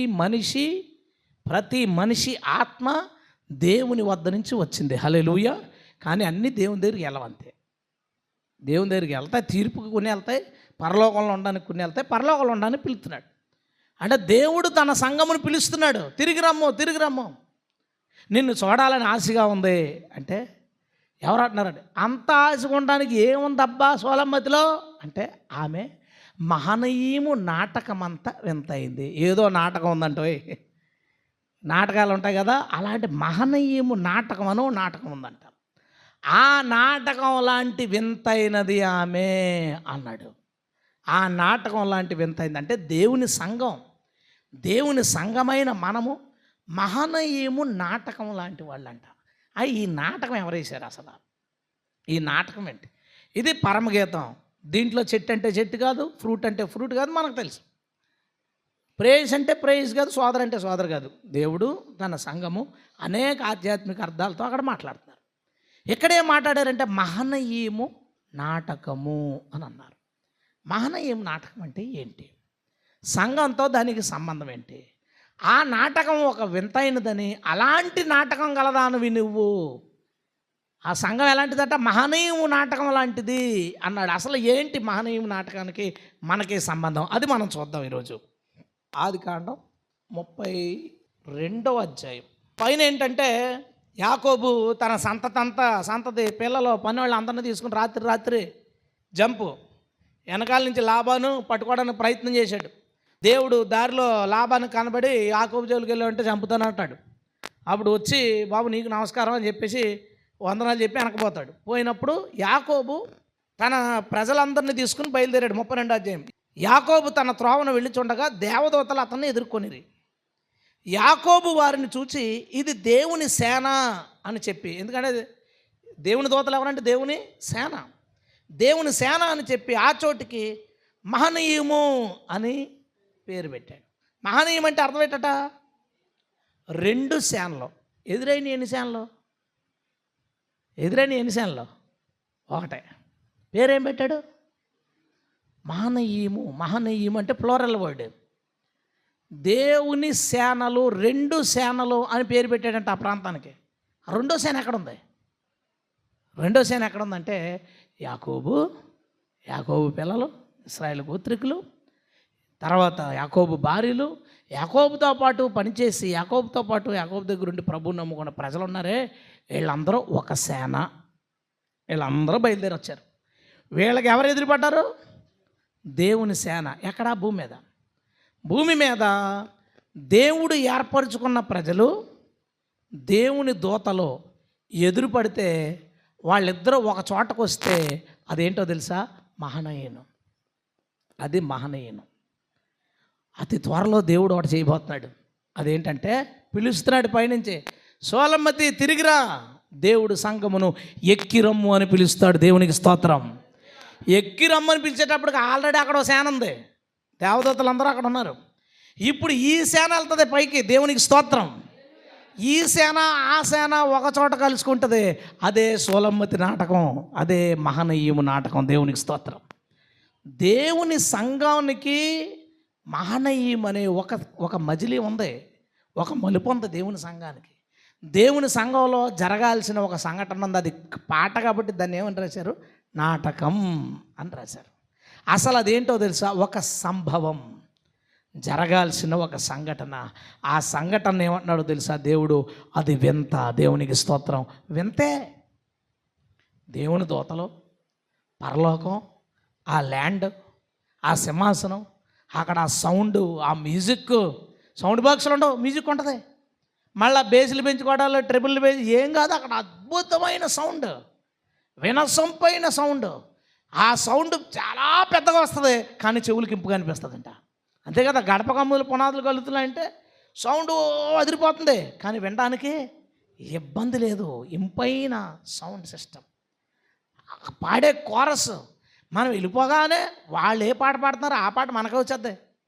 వాళ్ళు చాలా కోటాను మంది గొంతు, కానీ వాళ్ళతో పాటు సమానమైన గొంతు మనకు వచ్చేస్తుంది. దేవునికి స్తోత్రం. వాళ్ళు మనము కలిసి పాడుతుంటే కొత్త పేర్లు, కొత్త బట్టలు, కొత్త ఫుడ్డు, కొత్త వాతావరణం. ఈలోపు దేవుడు ముఖదర్శనం. మనం మాట్లాడుకుంటుంటే దూతలు పక్క చూసి మీకు కనపడుతున్నాడా, ఎస్, మరి మాకు కనపడలేదు, అదంతే. మీకు కనపడరు, మాకు కనపడతారు. దేవుని ముఖదర్శనం చేయదు. దేవునికి స్తోత్రం.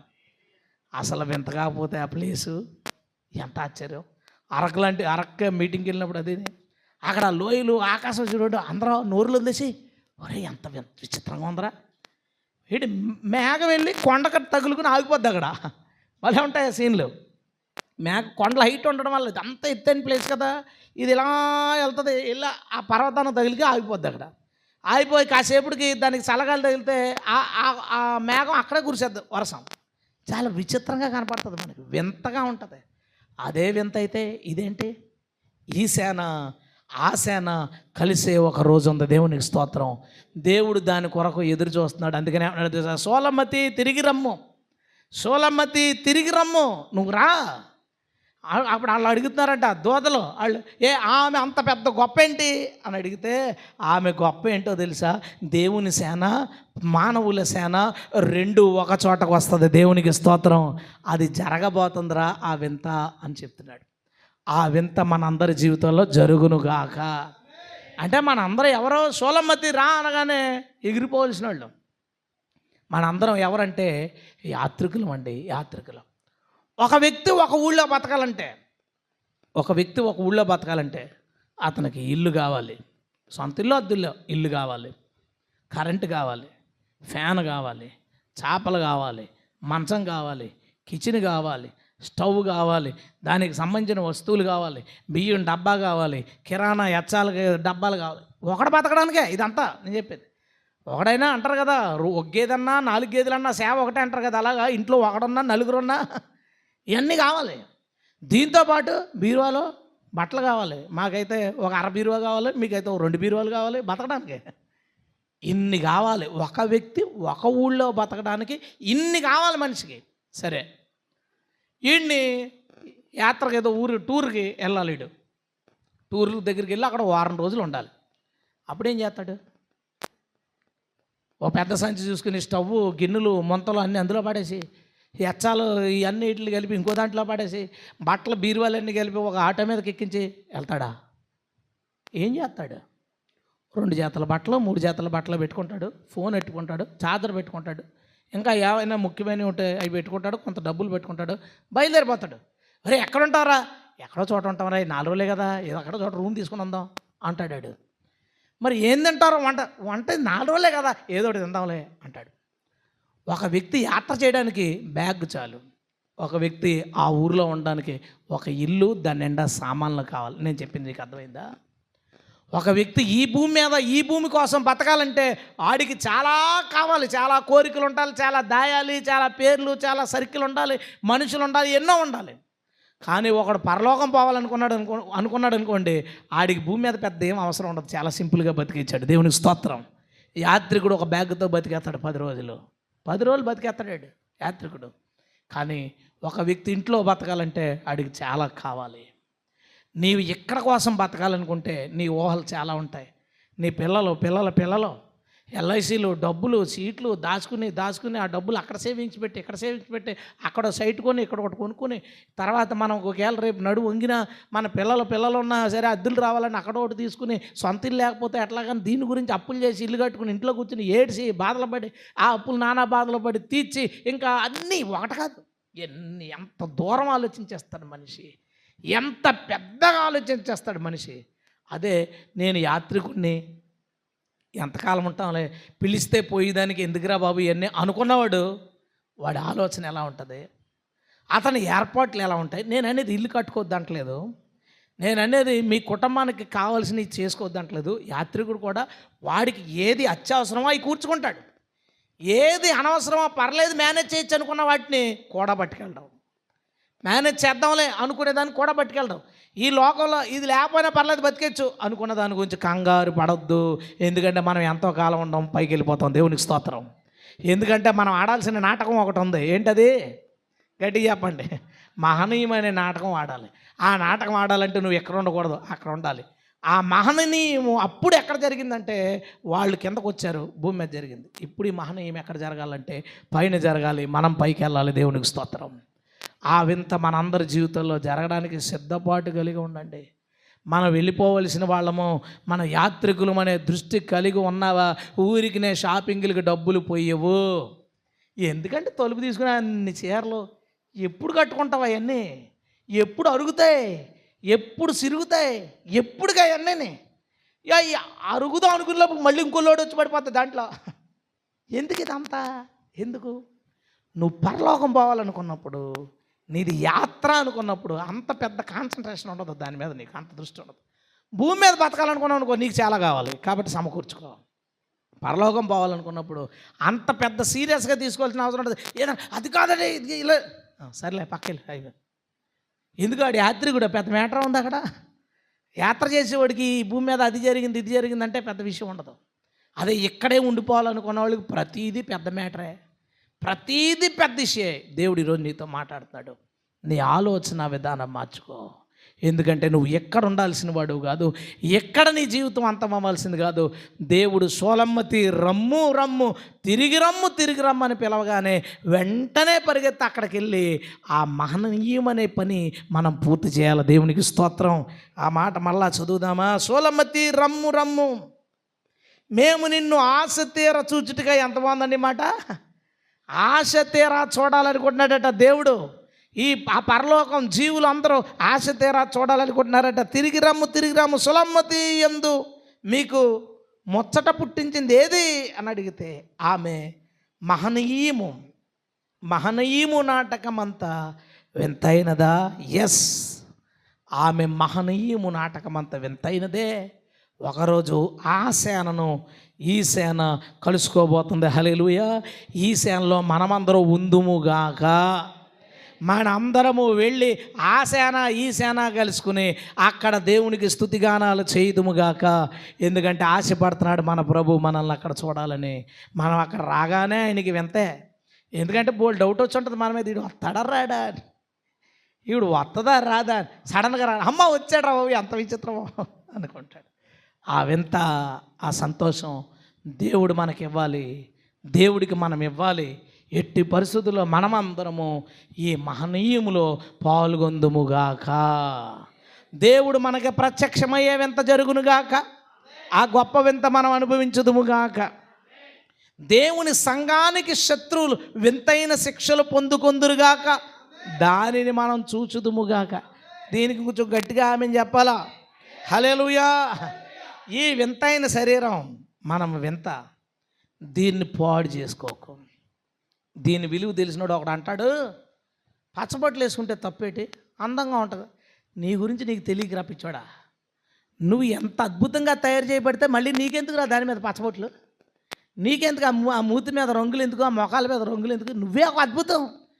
చూడండి చెక్కుడు ఎంత బాగుందో, ఈ చెవిలీలు, ఈ చెక్కుడు ఎంత బాగుందో చూడండి, ఇది చెక్కుడట. మళ్ళీ దానికి ఇది అట, ఇది అది కాదట, ఇదేదో అదేదో వర్క్ అట. నువ్వెలాంటి వర్క్ రా బాబు, నువ్వు ఎలాంటివాడివి అసలు? ఒక అద్భుతం, నువ్వు ఒక అద్భుతం. నీకంటే వింత ఈ ప్రపంచంలో లేదు. నీ టెక్నాలజీని నువ్వు ఎప్పటికీ అందుకోలేవు. దేవునికి స్తోత్రం. నీ టెక్నాలజీని అందుకోలేవు ఎప్పటికీ. అంత అద్భుతంగా దేవుడు నిన్ను తయారు చేశాడు. కాబట్టి నిన్ను నువ్వు రెస్పెక్ట్ చేసుకో. అంటే నీ బాడీ, నీ నిర్మాణాన్ని రెస్పెక్ట్ చేసుకో. నా దేవుడు నన్ను ఎంత అద్భుతంగా చేశాడు, దీనికి నేను మళ్ళీ ఇది పామక్కర్లద్దు, అది వేయక్కర్లద్దు, ఏమీ చేయక్కర్లద్దు, నేనే ఒక అద్భుతం. ప్రభు నన్ను ఇలా చేసినందుకు ఏమని రాశాడు? నేను నిత్యము నీకు స్తుతిగానము చేసేదను. హల్లెలూయా. అద్దంలో చూడగానే మురిసిపోవడం కాదు, అద్దంలో చూడగానే ఏం రావాలి? స్తుతి రావాలి. ఏం బాడీరా నాది. ఎవడన్నా సూసైడ్ చేసుకోగానే మన మనసులో బాధ అయిపోవాలి. 25 లక్షల టీబీ హార్డ్ డిస్క్ వేస్ట్ అయిపోయింది రా అంటే మేము ఆర్టిస్ట్ కోసం బాధపడతాం, నువ్వు కళ్ళు గురించి బాధపడతావు. మరి నేనైతే ఆర్టిస్ట్ కోసం బాధపడతాను. వేస్ట్ అయిపోయిందిరా. మనం అలా వేస్ట్ చేయొద్దు. దేవుడు మనకి జీవితం ఇచ్చాడు, దీనికి మనం సార్థకతను చేయుదుముగాక. అండ్ వింతైన కార్యాలు, మనుషులకు అందని వింతైన కార్యాలు మన జీవితంలో మన ప్రభు చేయునుగాక. అండ్ చివరి వింత తప్పక జరగాలి. ఆ సేన ఈ సేన కలిసి దేవుణ్ణి ఆరాధించుదుముగాక.